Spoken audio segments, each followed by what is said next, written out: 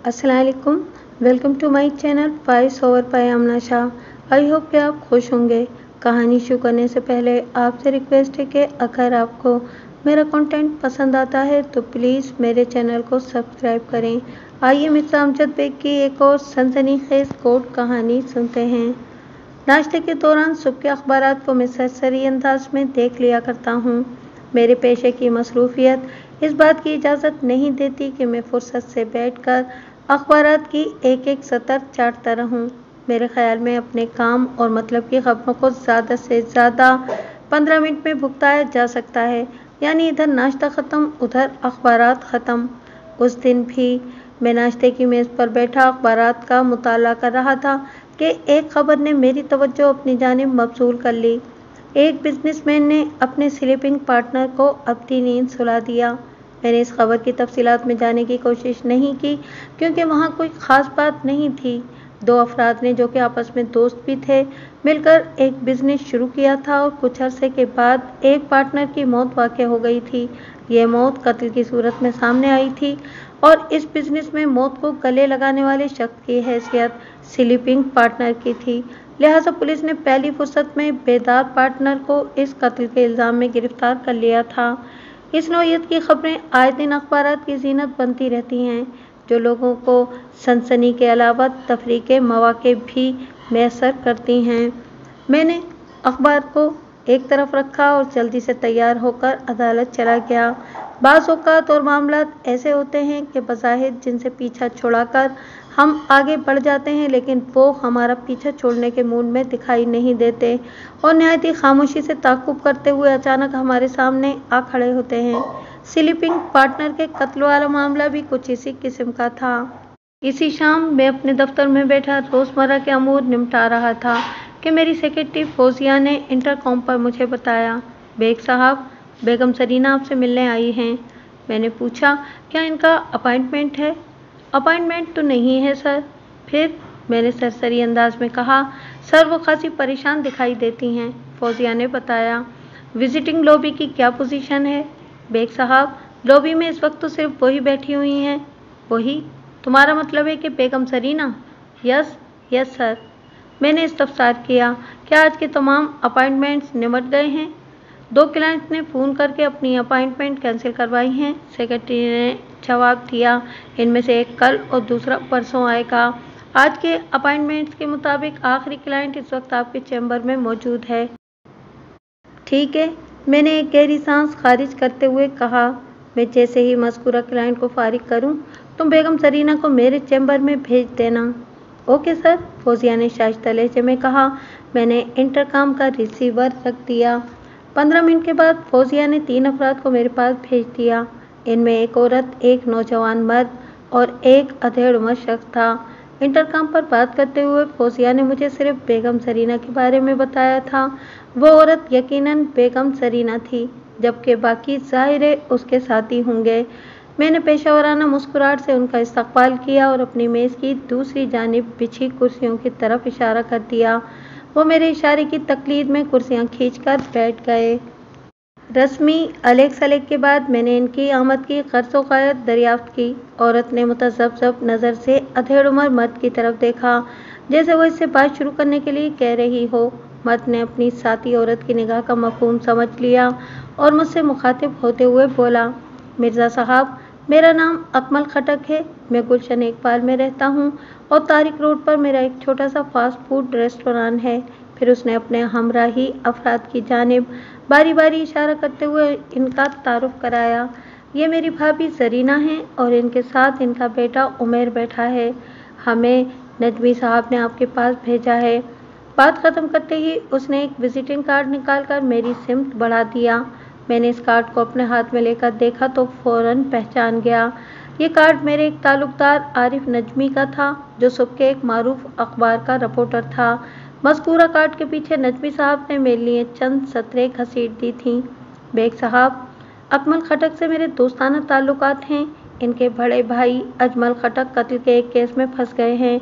मैं अजमल साहब को भी अच्छी तरह जानता हूँ। इन्हें कानूनी मदद की ज़रूरत है। नजमी के ये अल्फाज मेरे लिए काफ़ी थे। इन लोगों की कानूनी मदद करना मुझ पर लाजिम था। नजमी ने इन्हें जानने का जो हवाला दिया था, इस खबर से मतलब यही था कि अजमल खटक का इस कत्ल से कोई ताल्लुक नहीं था, बस किस्मती ने इसे इस चक्कर में फंसा दिया था।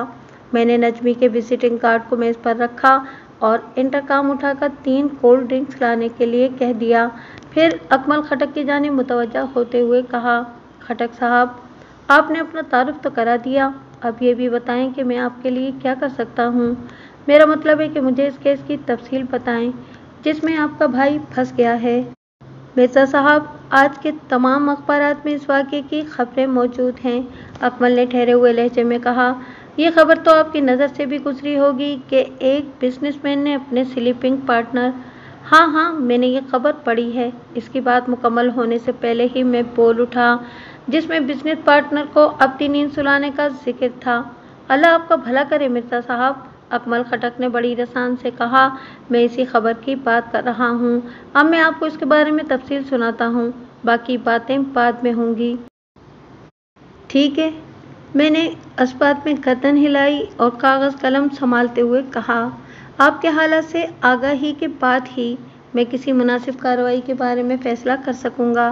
अकमल खटक ने खंकार कर गला साफ किया और बताने लगा, मिर्ज़ा साहब, भाई साहब की मुसीबत की कहानी खासी तवील है, आप सुनते सुनते बोर तो नहीं हो जाएंगे। हरगिज़ नहीं, मैंने कतई अंदाज में कहा, अगर मैं अपने क्लाइंट्स के मसाइल सुनकर बोर होने लगूं तो फिर इन्हें इंसाफ कैसे फराहम कर सकूंगा। मैंने लम्हाती तवक्कुफ़ करके मुस्कुराती हुई नज़रों से अपने मुखातिब को देखा। खटक साहब, आप बेफिक्र होकर अपने भाई साहब के हालात से मुझे आगाह करें, मैं पूरी तवज्जो से आपकी बात सुन रहा हूँ। शुक्रिया मिर्ज़ा साहब, वो तशक्कुराना लहजे में बोला। आइंदा 20-25 मिनट में अकमल खटक ने मुझे अपने भाई के बारे में जो कुछ बताया, मैं यहाँ उसका खुलासा आपकी खिदमत में पेश कर रहा हूँ, ताकि आप इस केस के पस मंज़र से अच्छी तरह वाक़फ़ियत हासिल कर लें। इसमें बहुत सी बातें मुझे बाद-ए-ज़ां पता चली थीं, लेकिन वाक़ियात की तरतीब के पेश नज़र मैंने इन्हें भी शामिल कर लिया है। इसी तरह बाज़ गैर मुतालिक बातों और वाक़ियात को मैंने दानिस्ता हज़फ कर दिया है, ताकि तहरीर की रवानी और आपकी दिलचस्पी बरकरार रहे। अजमल खटक एक पढ़ा लिखा और मौसूफ शख्स था। इसकी उम्र 55 के आसपास रही होगी।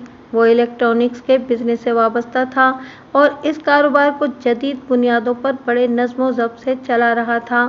सदर की इलेक्ट्रॉनिक्स मार्केट में उसने अपना एक आलीशान ऑफिस बना रखा था। आप भी सोच रहे होंगे कि सदर की इलेक्ट्रॉनिक्स मार्केट और आलीशान ऑफिस। जी हाँ, यही सूरत हाल थी। दरअसल अजमल खटक फ्रिज और टेलीविज़न वगैरह के काम से ताल्लुक़ नहीं रखता था, न ही इसे ऐसे किसी और बरक़ी आलात की फ़रोख्त से उसका वास्ता था। वो इलेक्ट्रॉनिक स्पेयर पार्ट्स के बिज़नेस से मुंसलिक था। वो इलेक्ट्रॉनिक पार्ट्स दुनिया के मुख्तलिफ़ ममालिक से मंगवा कर फ़रोख्त करता था। वो खुद भी France, Germany, Singapore, Thailand, Hong Kong और यूरोप और जनूबी एशिया के दीगर मुल्कों के कारोबारी दौरे करता था और इसके बाज़ एजेंट भी ये काम किया करते थे। इस ज़माने में खेप के काम का अभी आगाज़ ही हुआ था। इससे वाबस्ता खेपी सिंगापुर, हांगकांग और बैंकॉक वगैरह के कबाड़ खानों में तलाश माश में मसरूफ़ रहते थे और वहाँ से काम की बहुत सी अशिया बरामद करने में कामयाब हो जाते थे, जो बाद-अज़ां वो अपने सामान में रखकर पाकिस्तान ले आया करते थे। यूरोप और दीगर तरक्की याफ्ता ममालिक में ज़ायदुल मियाद अशिया को इस्तेमाल में नहीं रखा जाता, इन्हें डिस्पोज कर दिया जाता है। इस तरह की अशिया काट कबाड़ की सूरत इख्तियार करके जंक यार्ड में पहुंच जाती हैं। ये जंक यार्ड ही दरअसल पाकिस्तानी खेपियों की नज़र में अहम हुआ करते थे। वो अमले के अफराद से अलेक सलेक करके वहाँ घुसने की राह बना लिया करते थे। जंक यार्ड वालों का तो बोझ ही हल्का होता था, क्योंकि उन्होंने इस काट कबाड़ को बिलाखिर ठिकाने ही लगाना होता था। तमाम खेपी ढूंढ ढांड कर अपने मतलब की चीज़ें बरामद कर लिया करते थे, जिनमें ज़्यादातर इलेक्ट्रॉनिक के स्पेयर पार्ट्स हुआ करते थे। इन खेपियों के मराकज़े निगाह उमूमन सिंगापुर, बैंकॉक और हांगकांग थे। यूरोप के दौरे अजमल खटक खुद करता था और मुख्तलिफ कंपनियों से बाकायदा आर्डर पर माल मंगवाता था। इस तरह इसका पर्दा कायम था कि वो एक रजिस्टर्ड इम्पोर्टर है। इसी पर्दे के पीछे वो खेपियों से ख़रीदारी भी करता था। माल भी दीदा से पैकिंग के बाद बआसानी खपा दिया करता था। जैसा कि मैंने पहले भी अर्ज़ किया है कि सदर की इलेक्ट्रॉनिक्स मार्केट में अजमल खटक का एक शानदार ऑफिस था, تو یہ غلط نہیں ہے۔ اس نے الیکٹرانکس مارکیٹ کی ایک بلڈنگ کے 3rd فلور پر 3 بڑے کمرے لے رکھے تھے، جن میں سے ایک بطور دفتر استعمال ہوتا تھا، دوسرے میں اسپیئر پارٹس شیشے کے خوبصورت ڈبوں میں ڈسپلے کے لیے رکھے گئے تھے، اور تیسرا کمرہ کاریگروں کے کام کے لیے تھا جو وہاں مختلف نوعیت کے کام کرتے تھے، جن میں ریپیئرنگ اور پیکنگ وغیرہ شامل تھا۔ اجمل خٹک کو مختلف اداروں اور کمپنیوں کی جانب سے سپلائی کے جو بھی آرڈرز ملتے تھے، ان کی پیکنگ وغیرہ آفس کے اسی کمرے میں ہوتی تھی۔ اس کے پاس 4 ماہر ملازم کام کرتے تھے۔ اجمل خٹک کا یہ بزنس بڑے ٹھاٹ باٹ سے چل رہا تھا۔ اس کے پاس آرڈرز کی کوئی کمی نہیں تھی، بعض اوقات تو اسے مطلوبہ سپلائی فراہم کرنے میں دن رات بھی کام کرنا پڑتا تھا۔ جب بزنس اس نوعیت کا ہو تو ظاہر ہے انسان کے پاس روپے پیسے کی بھی کوئی کمی نہیں ہوتی۔ قدرت اجمل خٹک پر بھی پوری طرح مہربان تھی۔ وہ ڈیفنس سوسائٹی کے فیز 2 میں رہائش پذیر تھا۔ اللہ نے اسے ایک وفادار بیوی اور 3 بیٹے عطا کر رکھے تھے، جن میں سب سے بڑا عمیر 20 سال کا تھا۔ اس سے چھوٹے ذیشان کی عمر لگ بھگ 12 سال تھی، جبکہ سب سے چھوٹا اسد 8ویں سال میں تھا۔ اجمل کی بیوی زرینہ بیگم ایک سنجیدہ اور پرکشش عورت تھی۔ زندگی بڑے مزے سے گزر رہی تھی کہ ایک روز اجمل خٹک کو اپنے بزنس پارٹنر کے قتل کے الزام میں گرفتار کر لیا گیا۔ مقتول کا نام رئیس تھا اور ان کی پارٹنرشپ کو لگ بھگ 1 سال ہو گیا تھا۔ اجمل خٹک کو پارٹنرشپ کی ضرورت انتہائی ایمرجنسی کی صورت میں پیش آئی تھی، اور دوسری جانب مقتول رئیس بھی حالات کے ہاتھوں ایسا بے بس اور مجبور ہو چکا تھا کہ دونوں کا ملاپ بڑی آسانی سے ہو گیا۔ رئیس اور اجمل خٹک کی خاصی پرانی جان پہچان تھی۔ رئیس کی صدر ہی کے علاقے میں جیولری کی ایک چھوٹی سی دکان تھی، جس پر اچانک زوال سا آ گیا اور دھندا رفتہ رفتہ ختم ہونے لگا تھا۔ اجمل کو رئیس کے حالات کا علم تھا۔ کبھی اجمل خٹک اس کی دکان پر چلا جاتا اور کبھی رئیس اس کے آفس کا چکر لگا لیا کرتا تھا۔ ایک روز رئیس سخت پریشانی کے عالم میں اجمل خٹک کے پاس پہنچا۔ اجمل نے رسمی علیک سلیک کے بعد اس سے پوچھا، کیا بات ہے یار، آج تو تم کچھ زیادہ ہی الجھے ہوئے نظر آ رہے ہو، یہ تو تمہاری دکان پہ بیٹھنے کا وقت ہے۔ میں نے آج دکان نہیں کھولی، رئیس نے سپاٹ انداز میں جواب دیا، میں تو گھر سے سیدھا تمہاری طرف آیا ہوں۔ دکان نہیں کھولی؟ کیا مطلب؟ بس یار دل ہی نہیں چاہ رہا، وہ مایوسی بھرے لہجے میں بولا، پھر اجمل کی آنکھوں میں دیکھتے ہوئے گہری سنجیدگی سے کہا، یار خٹک، میں بڑے خطرناک حالات سے دوچار ہوں، کچھ سمجھ میں نہیں آ رہا، کیا کروں، کہاں جاؤں؟ نئی بیوی نے تنگ کر رکھا ہے کیا؟ اجمل نے معنی خیز انداز میں پوچھا۔ رئیس نے پرسوچ انداز میں جواب دیا، ہاں کچھ ایسی بھی بات ہے۔ کچھ ایسی بھی بات کا کیا مطلب؟ اجمل نے کریدنے کی کوشش کی، میں تو ابھی تک یہی سمجھ رہا تھا کہ تم اپنے کاروباری حالات کی وجہ سے پریشان ہو، اور یہ تو وہی معاملہ نکلا کہ 2 کشتیوں کا سوار۔ اجمل خٹک نے معنی خیز انداز میں جملہ ادھورا چھوڑا تو رئیس جلدی سے بولا، معاملہ 2 طرفہ ہے یار۔ 2 طرفہ؟ ہاں خٹک، وہ متفکر لہجے میں بولا، ایک طرف تو شہلا کی وجہ سے میں بہت الجھا ہوا ہوں، اور دوسری جانب کاروبار بڑی تیزی سے ڈوب رہا ہے۔ شہلا رئیس کی دوسری بیوی کا نام تھا، اور لگ بھگ 6 ماہ پہلے اس نے شہلا سے شادی کی تھی، اور اس کے بعد ہی کاروبار بتدریج ڈاؤن جا رہا تھا۔ رئیس کی پہلی بیوی کا نام فریدہ تھا۔ فریدہ رئیس کے 2 بچوں کی ماں تھی، بیٹے عمران کی عمر 15 سال اور اس سے چھوٹی بیٹی شازیہ کی کم و بیش 10 سال تھی۔ فریدہ اور یہ دونوں بچے جہانگیر روڈ پر رہتے تھے، جبکہ رئیس نے شہلا کو بالکل الگ تھلگ رکھا ہوا تھا۔ شہلا سوجر بازار کے ایک فلیٹ میں رہتی تھی۔ رئیس کی توجہ دونوں گھروں پر برابر ہی تھی، تاہم زیادہ جھکاؤ اس کا شہلا کی جانب تھا۔ اس نے ہفتے میں دن مقرر کر رکھے تھے کہ کب وہ شہلا کے ساتھ وقت گزارے گا اور کب فریدہ کے ہمراہ۔ دونوں بیویاں اپنی اپنی جگہ اس کی اس روٹین سے مطمئن تھیں یا نہیں، البتہ رئیس دوسری شادی کے بعد مستقل ایک پھیر میں آیا ہوا تھا۔ ہر آنے والا دن پچھلے دن سے زیادہ خراب جا رہا تھا۔ خٹک نے ہمدردی بھرے لہجے میں کہا، میں دیکھ رہا ہوں جب سے تم نے دوسری شادی کی ہے مسائل نے تمہارے ساتھ دوستی گانٹھ لی ہے، کیا تم نے اپنے کرائسس کی وجوہ پر غور نہیں کیا؟ غور کیا بھی ہے اور کرایا بھی ہے، رئیس نے زمینی انداز میں کہا، اور میں بھی اسی نتیجے پر پہنچا ہوں جو تمہارا خیال ہے۔ खटक यकटुक उसे देखता चला गया। वो दरहकीकत रईस की बात को समझ ही नहीं सका था। इन लम्हात में रईस हद से ज्यादा मुतज़ब्ज़ब और उलझन ज़दा नजर आता था। अजमल ने धीमे लहजे में पूछा, तुमने सब नाश्ता तो किया है ना? हाँ, नाश्ता तो मैं करके ही घर से निकला हूँ, रईस ने जवाब दिया। अजमल ने इस बात में गर्दन हिलाई और अपने एक मुलाजिम को ऑफिस में बुलाकर चाय और केक लाने का हुक्म दिया। फिर रईस की जानिब मुतवज्जा होते हुए गहरी संजीदगी से बोला, यार रईस, सच पूछो तो तुम्हारी बात मेरे पल्ले नहीं पड़ी। रईस ने शाकी नज़रों से उसे देखा और पूछा, कौन सी बात? यही कि तुमने अपने हालत पर गौर किया भी है और कराया भी है। अजमल ने इसी के अल्फाज दोहरा दिए, और ये कि तुम भी इसी नतीजे पर पहुँचे हो जो मेरा ख्याल है। तुम्हारी इस बात का मतलब क्या हुआ? अच्छा, तो तुम इसमें उलझे हुए हो, रईस ने चौंकते हुए कहा। यार खटक, मैं दरअसल कल उस्ताद फिदा के पास गया था। कौन उस्ताद फिदा? अजमल ने तुरंत पूछा। मेरा एक दोस्त है, उस्ताद फिदा हुसैन, रईस ने बताया। इल्म नजूम का माहिर है और नगीनों वगैरह पर भी अथॉरिटी समझा जाता है। हमारे काफ़ी पुराने ताल्लुकात हैं। वो सोने चांदी की अंगूठियों और पत्रों वगैरह के लिए मेरे पास आता रहता है। ये पतरे क्या होते हैं?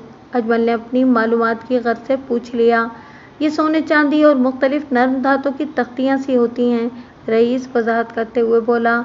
आमिल कामिल और इल्म नजूम के माहिर हजरात इन धाती पत्रों पर मुख्तलिफ तावीज़ात और लोहो तिलिस्मात वगैरह कंदा करते हैं। फिदा हुसैन भी इसी सिलसिले में मेरे पास आता रहता है। मैंने अपने हालात का इससे जिक्र किया तो उसने कहा कि मैं इसकी दुकान पर आऊँ, वो मेरा जायचा वगैरह बनाकर देखेगा कि कहाँ खराबी वाक़े है। मैं कल इसी क़स्द से उस्ताद के पास गया था। फिर उस्ताद ने तुम्हारा जायचा बनाया? अजमल ने पूछा। उस्ताद फिदा ने 3 जायचे बनाए हैं, रईस ने बताया। 3? अजमल ने सवालिया नज़रों से उसे देखा। किस किस के जायचे? एक जायचा मेरा, रईस ने जवाब दिया, दूसरा शहला का और तीसरा हमारी शादी का, यानी मेरे और शहला के निकाह का जायचा। फिर इन तीनों जायचों से उस्ताद ने क्या नतीजा बरामद किया? अजमल ने पूछा। वही जो तुम्हारा ख्याल है खटक, वो सपाट लहजे में बोला। यार पहेलियाँ न बुझवाओ, अजमल ने कदरे सख्त लहजे में कहा। मैं मजाक नहीं कर रहा हूँ, वो गहरी संजीदगी से बोला। उस्ताद फिदा ने भी वही कहा है जो तुम्हारा ख्याल है, यानी मेरे तमाम तर मसाइल का सबब शहला है। तुमने कहा है ना कि जब से मैंने दूसरी शादी की है मसाइल ने मेरे साथ दोस्ती गांठ ली है, कहा है कि नहीं? देखो यार, मैं कोई नजूमी या कोई पहुंची हुई शख्सियत तो हूँ नहीं, अजमल ने गहरी संजीदगी से वजाहत करते हुए कहा। मैंने तो बस रवा रवी में ऐसे ही तुम्हारी दूसरी शादी का जिक्र कर दिया था और तुम। लेकिन उस्ताद फिदा ने रवा रवी में कुछ नहीं कहा, रईस के कलामी करते हुए बोला। उसने बड़े ठोस और बाशिगाफ अल्फाज में पेशगोई की है। कैसी पेशगोई? अजमल ताज्जुब खेज नज़र से उसे तकने लगा। उस्ताद ने बड़े वसूख से कहा है कि मैंने सही वक्त पर शादी नहीं की, रईस ने बताया। मुझे या तो 1 साल पहले शादी कर लेना चाहिए थी या फिर 3 साल के बाद ऐसा कदम उठाना चाहिए था। इसने शैला को मनहूस तो नहीं कहा, लेकिन बड़े ठोस अंदाज में मुझ पर यह वाज़े कर दिया है कि मुझे 2 में से 1 का इंतखाब करना होगा। 2 में से 1 का इंतखाब? अजमल ने उलझन ज़दा नज़रों से उसकी तरफ देखा। क्या उस्ताद की 2 से मुराद शैला और फरीदा हैं?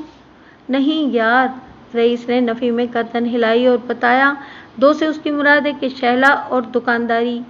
ये क्या बात हुई रईस? अजमल ने चौंके हुए लहजे में पूछा। हाँ खटक, यही बात है, रईस एक बोझल सांस खारिज करते हुए बोला। उस्ताद ने 2 टोक अंदाज में फतवा दे दिया है कि दूसरी शादी और दुकानदारी एक साथ नहीं चल सकेंगी। मुझे दोनों में से किसी एक को छोड़ना होगा। ये मुश्किल वक्त मुझ पर मज़ीद 2.5 साल तक रहेगा। कुल 3 साल का बेड पेच है, जिसमें से 6 माह गुजर गए हैं और 2.5 साल बाकी हैं। ये बड़ी अजीब बात बताई है उस्ताद ने, अजमल ने तशवीश भरे अंदाज में कहा। अजीब भी और 16 आने सच्ची भी, रईस ने एक एक लफ्ज़ पर जोर देते हुए कहा। आप खुद देख लो खटक, मेरी दूसरी शादी को लगभग 6 माह हो गए हैं और कमोबेश इतना ही अरसा दुकानदारी के जवाल का भी है। धंधे को देखकर लगता है कि ग्राहक मुझसे खफा हो गए हैं।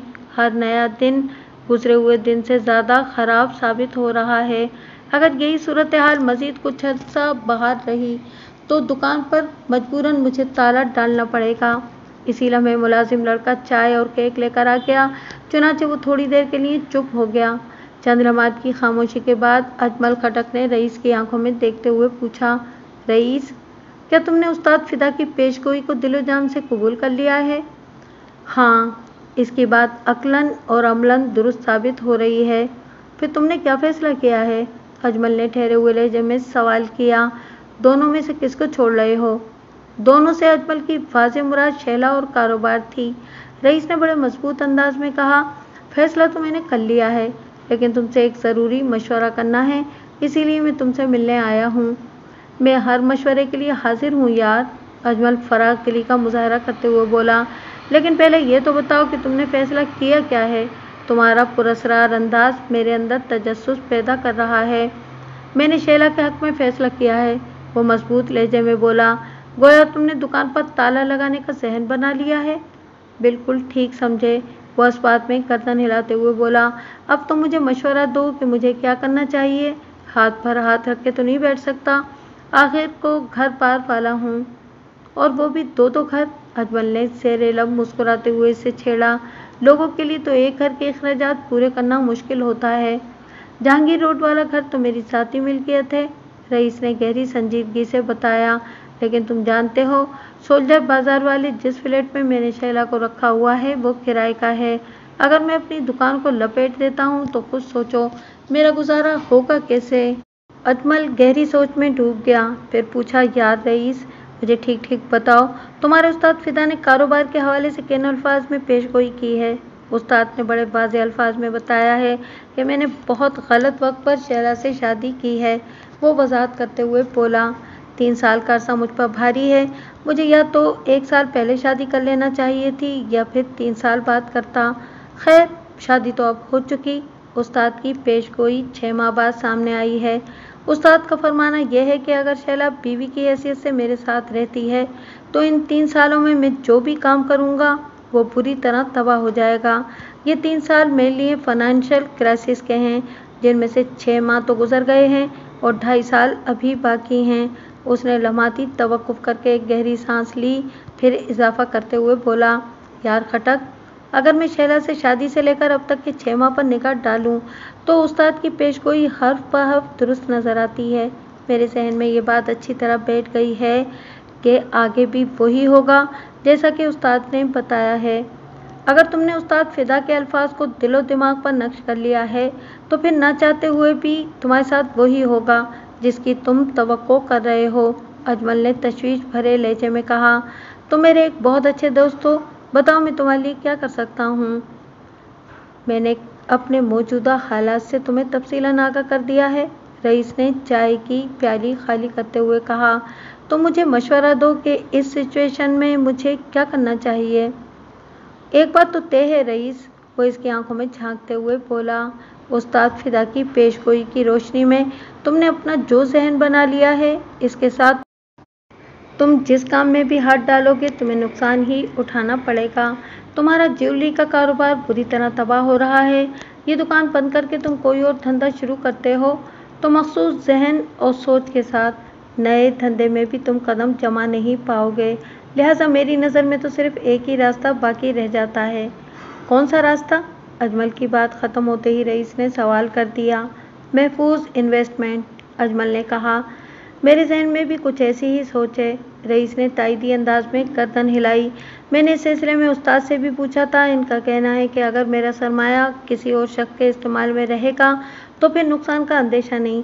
मैं चाहता हूँ कि 2.5-3 साल के लिए अपना कुल सरमाया किसी के काम में लगा दूँ और आराम से बैठ जाऊँ, मगर समझ में नहीं आ रहा ऐसी ईमानदार पार्टी कहाँ तलाश करूँ जो मेरे सरमाए के साथ और मेरे साथ कोई 420 ना करे। तुम तो जानते ही हो खटक कि आजकल हर काम में किस कदर धोखा और फ्रॉड हो रहा है। ये तो तुम बिल्कुल ठीक कह रहे हो यार, अजमल ने इस बात में गर्दन हिलाई। फिर मशवरतन कहा, रईस, तुम अपनी रकम को बैंक में 2 या 3 साल के लिए फिक्स क्यों नहीं करा देते? इस रकम पर तुमको हर माह माकूल मुनाफा मिलता रहेगा और सरमाया भी महफूज रहेगा। नहीं, बिल्कुल नहीं, रईस के इनकार में कतईयत थी। वजह? अजमल ने सवालिया नज़रों से उसकी तरफ देखा। اس میں کوئی شک نہیں کہ فکس ڈپازٹ کی رقم ہر طرح سے محفوظ رہے گی، لیکن میرے انکار کی 2 بڑی وجوہات ہیں۔ رئیس گہری سنجیدگی سے وضاحت کرتے ہوئے بولا۔ نمبر 1، بینک کا پروفٹ مارجن بہت کم ہوتا ہے، اس میں میرے دونوں گھر نہیں چل سکیں گے۔ نمبر 2، میں بینک سے حاصل ہونے والے منافع کو ٹھیک نہیں سمجھتا ہوں۔ میرے نزدیک یہ سیدھا سود ہوگا جو ہرگز جائز نہیں ہے۔ ہاں یار، یہ ایک مسئلہ تو بہرحال ہے۔ اجمل گہری سانس خارج کرتے ہوئے بولا۔ اگر تم اس انداز میں سوچتے ہو تو پھر بینک میں رقم رکھ کر منافع لینا ٹھیک نہیں ہوگا۔ کیا میری یہ سوچ غلط ہے؟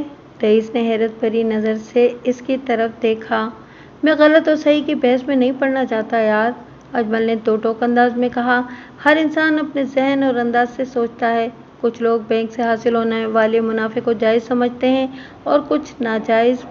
بہرحال وہ لمحے بھر کے لیے ٹھہرا اور پھر اپنی بات مکمل کرتے ہوئے کہا، اگر تم بینک میں رقم رکھ کر منافع حاصل کرنے کو ٹھیک نہیں سمجھتے، پھر تمہیں یہ قدم نہیں اٹھانا چاہیے۔ تمہارے لیے مناسب یہی ہوگا کہ کسی ساکھ والے ایماندار شخص کے ساتھ چلتے ہوئے بزنس میں اپنی رقم انویسٹ کر دو اور پروفٹ لاس کی بنیاد پر اس کے ساتھ پارٹنرشپ کر لو۔ میں بھی یہی چاہتا ہوں۔ رئیس نے جلدی سے سر کو اثباتی جنبش دی۔ اور اسی لیے تمہارے پاس آیا ہوں کہ مجھے کسی ایسے کھرے اور ایماندار بزنس مین کے بارے میں بتاؤ جہاں سرمایہ کاری سے میری رقم بھی محفوظ رہے اور مجھے جائز منافع بھی ملتا رہے۔ اجمل گہری سوچ میں ڈوب گیا۔ پھر پوچھا، تم کتنی انویسٹمنٹ کر سکتے ہو؟ اگر میں اپنی صدر والی دکان اور اس کے اندر موجود تمام تر مال کو فروخت کر دوں اور اس کے اندر کیش ان ہینڈ کو بھی شامل کر لوں تو کم از کم 25 لاکھ روپے نکل آئیں گے، رئیس نے محتاط اندازے کے مطابق بتایا۔ یہ اچھا خاصا اور ہینڈسم اماؤنٹ ہے، اجمل نے صاف گوئی کا مظاہرہ کرتے ہوئے کہا۔ اس پر تمہیں اتنا منافع ضرور مل جائے گا کہ تمہاری ضروریات کو پورا کرنے کے بعد سیونگ بھی بچ جائے، لیکن ایسا ہیوی انویسٹمنٹ بہت سوچ سمجھ کر کرنا چاہیے۔ یار میں اسی لیے تو تمہارے پاس آیا ہوں، رئیس نے بات ختم کرنے والے انداز میں کہا۔ اگر میرا دماغ کام کر رہا ہوتا تو پھر تم سے کیوں پوچھتا؟ گویا تمہاری نظر میں ایسا کوئی بزنس مین نہیں ہے؟ نہیں، مجھے کسی پر بھروسہ نہیں، رئیس نے دو ٹوک انداز میں کہا۔ بزنس مین تو بہت ہیں لیکن مجھے ان پر اعتماد نہیں ہے۔ میں اتنی بھاری رقم کے لیے رسک نہیں لے سکتا۔ تم مجھے بتاؤ گے کہ مجھے کہاں رقم انویسٹ کرنا چاہیے؟ تم بہت بڑی ذمہ داری مجھ پر ڈال رہے ہو رئیس۔ دوست ذمہ داریاں اٹھانے کے لیے ہی ہوتے ہیں، رئیس نے ٹھہرے ہوئے لہجے میں کہا۔ پریشانی کے ان لمحات میں بھی تم میرے کام نہیں آؤ گے تو پھر کب آؤ گے؟ میں تمہاری مدد سے انکاری نہیں ہوں رئیس، وہ بڑی اپنائیت سے بولا۔ بات دراصل یہ ہے کہ اگر تم نے میرے مشورے پر کہیں رقم لگا دی اور خدا نخواستہ بعد میں کوئی اونچ نیچ ہو گئی تو پھر کچھ بھی نہیں، وہ اجمل کی بات مکمل ہونے سے پہلے ہی بول اٹھا۔ میں اسے اپنا نصیب سمجھ لوں گا، مجھے تم پر پورا اعتبار ہے خٹک، مجھے جو بھی مشورہ دو گے وہ میری بھلائی کے لیے ہی ہوگا۔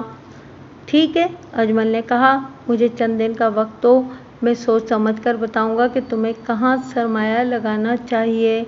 رئیس مطمئن ہو گیا۔ اجمل کے آفس سے واپس آ گیا۔ اس کے جانے کے بعد اجمل خٹک کافی دیر تک اپنے اس دوست کے بارے ہی میں سوچتا رہا۔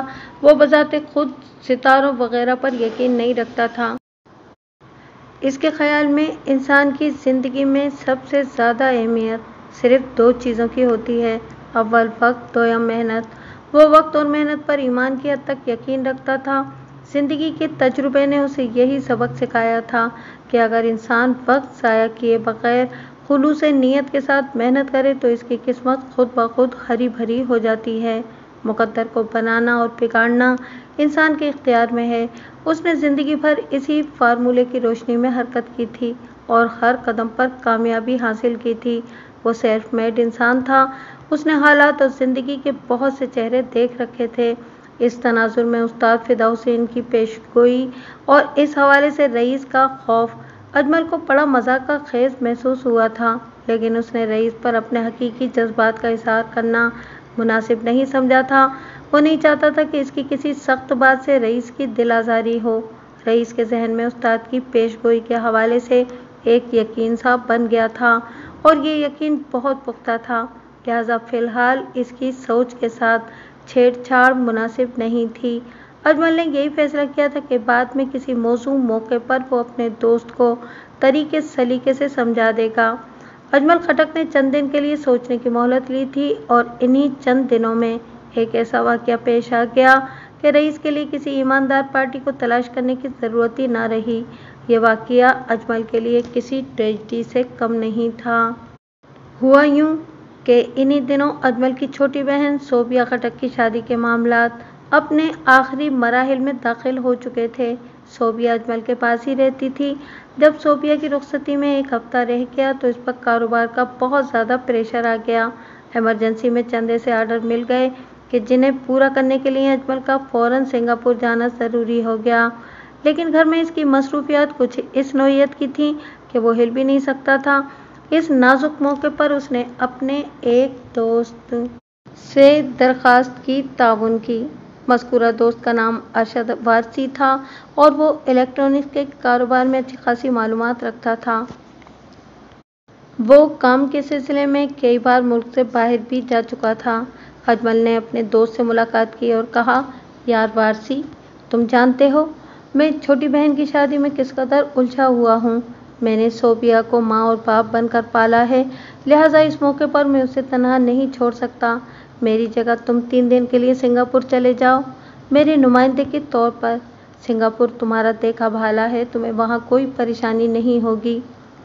سنگاپور بھلا ہے ہی کتنا سا؟ ارشد وارثی نے بے پرواہی سے کہا۔ اپنے کراچی کو چیریں تو اس میں سے 4 سنگاپور نکل آئیں گے۔ بہرحال بتاؤ کام کیا ہے؟ وہاں کی الیکٹرانکس مارکیٹ میں سے کچھ مال خریدنا ہے۔ اجمل وضاحت کرتے ہوئے بولا، میں تمہیں مال کی فہرست بنا کر دے دوں گا اور یہ بھی بتا دوں گا کہ کون سا آئٹم کس دکان سے ملے گا۔ تمہیں وہ چیزیں خریدنا ہے اور واپس آ جانا ہے۔ یہ 3 سے 4 دن کا ٹور ہے۔ تمہارے آنے جانے کا ٹکٹ میں ارینج کر دیتا ہوں اور وہاں کا کھانا پینا اور رہائش وغیرہ بھی میرے ذمہ ہوگی۔ کیا یہ سامان مجھے اپنے ساتھ لے کر آنا ہوگا؟ ارشد نے سوال کیا۔ یہ سامان 2 قسم کا ہے، اجمل وضاحت کرتے ہوئے بولا۔ کچھ تو بہت چھوٹے چھوٹے آئٹم ہیں جو تم ہینڈ کیری میں رکھ کر لاؤ گے، یہ بہت قیمتی پرزے ہیں۔ باقی کے آئٹمز وہاں سے میرے آفس کے ایڈریس پر بک ہو جائیں گے اور اس بکنگ کے لیے بھی تمہیں پریشان ہونے کی ضرورت نہیں۔ وہاں کے دکانداروں سے میری سیٹنگ ہے، یہ ان کا درد سر ہے، میں ان سے فون پر بات کر لوں گا۔ تمہیں بس پیمنٹ کر کے رسید حاصل کرنا ہوگی، باقی کا کام وہاں کے دکاندار خود کریں گے۔ اور الیکٹرانکس کے جو پرزہ جات مجھے ہینڈ کیری میں لانا ہے، ان میں کوئی ایسی چیز تو نہیں کہ خدا نخواستہ میں… ارے نہیں یار، تم خواہ ڈر رہے ہو، اجمل نے تسلی بھرے انداز میں کہا۔ تم فکر نہ کرو، اس میں کسی قسم کا رسک نہیں۔ تمہارے پاس ایک ایک آئٹم کی خریداری کی رسید ہوگی، تم سے کسی قسم کا سوال نہیں کیا جائے گا۔ ارشد وارثی نے کام کی حامی بھرتے ہوئے کہا، ٹھیک ہے، میں تیار ہوں۔ روانگی کب ہے؟ 2 دن بعد تم یہاں سے روانہ ہو جاؤ، اجمل خٹک نے جواباً بتایا۔ تم اپنا پاسپورٹ وغیرہ آج ہی مجھے دے دو تاکہ میں ٹکٹ وغیرہ کے معاملات کو نپٹا دوں۔ اس زمانے میں تھائی لینڈ، سنگاپور اور چند دیگر جنوبی ایشیائی ممالک کے لیے ویزا لینا ضروری نہیں تھا۔ مذکورہ ممالک کے ایئرپورٹ پر ہی انٹری کی اسٹیمپ لگا کر ملک میں داخلے کی اجازت دے دی جاتی تھی۔ یہ انٹری محض 2 دنوں کے لیے ہوتی تھی۔ بہرحال سیر و تفریح کے شائقین اور چھوٹے موٹے بزنس کرنے والے بشمول کھپی حضرات کے لیے بہت آسانیاں تھیں۔ وقت گزرنے کے ساتھ ساتھ زندگی کے ہر شعبے میں مشکلات اور دشواریاں بڑھتی جا رہی ہیں۔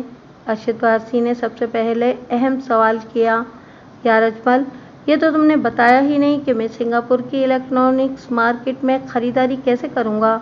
رقم کا کیا بندوبست ہوگا؟ میں اپنے ساتھ کبھی کیش لے کر نہیں جاتا ہوں۔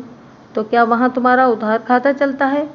ایسی کوئی بات نہیں یار، اجمل نے زیر لب مسکراتے ہوئے کہا، یہ ادھار کھاتے والا سلسلہ ادھر ہی چلتا ہے۔ وہ لوگ تو نقد کے بیوپاری ہیں اور وہ بھی کیش کی صورت۔ تو کیا تم ان دکانداروں کو بینک کے ذریعے ادائیگی کرو گے؟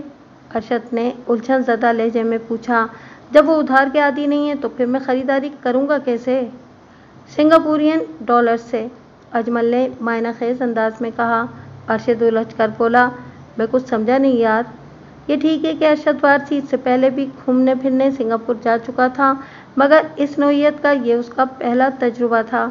जब ही वो कुरेद कर मालूमात हासिल कर रहा था, अजमल खटक ने ठहरे हुए लहजे में कहा, बैंक के जरिए एडवांस अदायगी तो हो सकती है, लेकिन बैंक चार्जेस के मामले में किसी कसाई से कम नहीं। अपना प्रॉफिट मार्जिन कम हो जाता है और बैंक ट्रांसफ़र के जरिए इनकम टैक्स वगैरह के अलग मामलात उठ खड़े होते हैं। लिहाजा मैं तो बहुत ही महफूज रास्ता इख्तियार करता हूँ। वो लम्हे भर के लिए थमा, फिर राजदाराना लहजे में बोला, हुंडी का रास्ता। ओह! अरशद वारसी एक गहरी सांस लेकर रह गया। अजमल इसे तफसीलात से आगाह करने लगा, मैं यहाँ रकम जमा करा दूंगा। हुंडी का काम करने वाले मखसूस कोड देते हैं। मैं जिस कंपनी से हुंडी कराता हूँ, इनकी पूरी दुनिया के बड़े शहरों में ब्रांचें हैं। तुम सिंगापुर में इनकी ब्रांच में जाकर मखसूस कोड के साथ अपनी शनाख्त कराओगे तो वो तुम्हें सिंगापुरियन डॉलर्स में रकम अदा कर देंगे। रकम कितनी होगी? अरशद वारसी ने सनसनाते हुए लहजे में पूछा। पाकिस्तानी 20 लाख हैं, अजमल ने जवाब दिया। इनके सिंगापुरियन डॉलर्स कितने बनेंगे ये मैं तुम्हें बता दूंगा। जिस दिन तुम यहाँ से रवाना होगे, इसी रोज़ मैं ये 20 लाख रुपए हुंडी कराऊंगा। यार अजमल, ये खासा बड़ा अमाउंट नहीं है? अरशद के अंदाज में तजब्जुब था।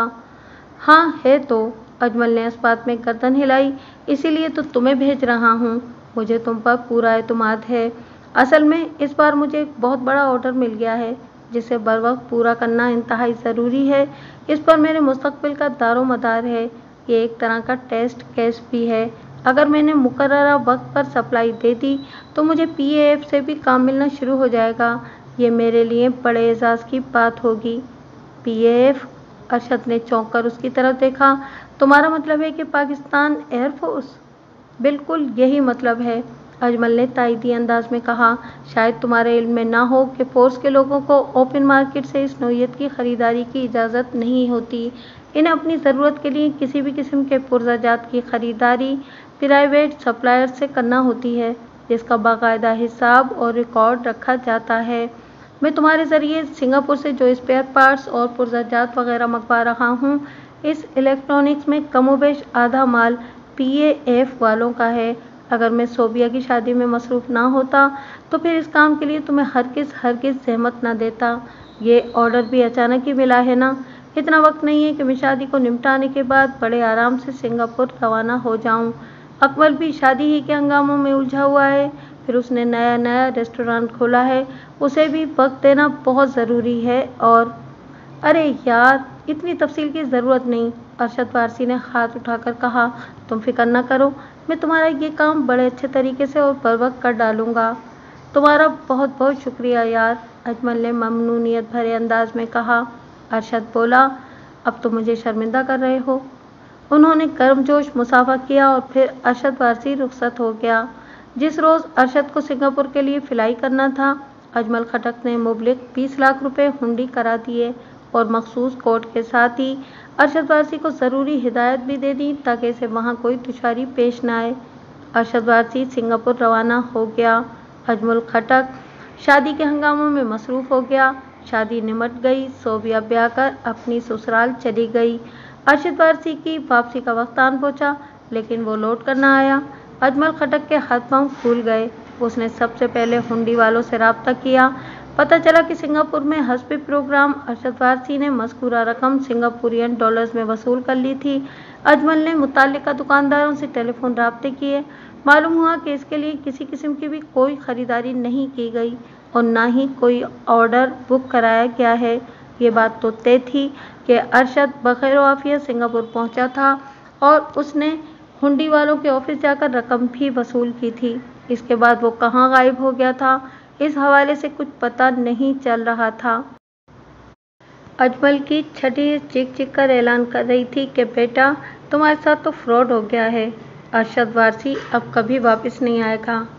लेकिन उसका दिल अरशद को धोखेबाज मानने को तैयार ही नहीं था। दिल का ख्याल था कि उसके साथ वहाँ कोई हादसा पेश आ गया है या वो किसी ऐसी मुसीबत में गिरफ्तार हो गया है कि ना तो इससे राब्ता कर पा रहा है और ना ही मार्केट तक जा सका है। इसने सिंगापुर में मौजूद अपने वाकिफ दुकानदारों से अरशद वारसी की पुरअसरार गुमशुदगी का सुराग लगाने के लिए मिन्नत खुशामद की, मगर कोई भी मुस्बित नतीजा बरामद न हुआ। उसने कराची में अरशद के घर वालों से राब्ता किया, पता नहीं ये ख्याल इससे पहले क्यों नहीं आया था। परेशानी में इंसान अपनी रसाई के सबसे ज़्यादा तेज़ रफ्तार घोड़े को पहले दौड़ाता है। बहरहाल अरशद के घर वालों का जवाब इंतहाई मायूस कुन था। उन्होंने अजमल को बताया कि वो दुबई की तरफ निकल गया है। अरशद की अभी शादी नहीं हुई थी और इस पर अमेरिका जाने का भूत भी सवार था। इसी सिलसिले में वो 2-3 नाकाम कोशिशें भी कर चुका था। घर वालों को वो यही राग सुना कर गया था कि उसके एक दोस्त ने दुबई बुलाया है और यकीन दिलाया है कि दुबई में रहते हुए अगर अमेरिका जाने की ट्राई की जाए तो कामयाबी के ज़्यादा इम्कानात हैं। अरशद वारसी ने अपने घर वालों को ये भी बताया था कि जब इसका अमेरिका का वीज़ा लग जाएगा तो वो इन्हें मुत्तला कर देगा। गोया उसकी वापसी का मुस्तकबिल करीब में कोई इम्कान दिखाई नहीं देता था। अजमल को ये बात भी अच्छी तरह मालूम थी कि दुबई की बनिस्बत सिंगापुर से अमेरिका जाने के इम्कानात ज़्यादा रोशन थे। अरशद के घर वालों से हासिल होने वाली मालूमात की रोशनी में ये बात तो पाया सबूत को पहुंच गई थी कि अजमल खटक के साथ एक खुल्लम खुल्ला फ्रॉड हो गया था। अरशद दुबई से अमेरिका जाने की कोशिश कर रहा था या सिंगापुर से, इससे कोई फ़र्क अलबत्ता नहीं पड़ता था।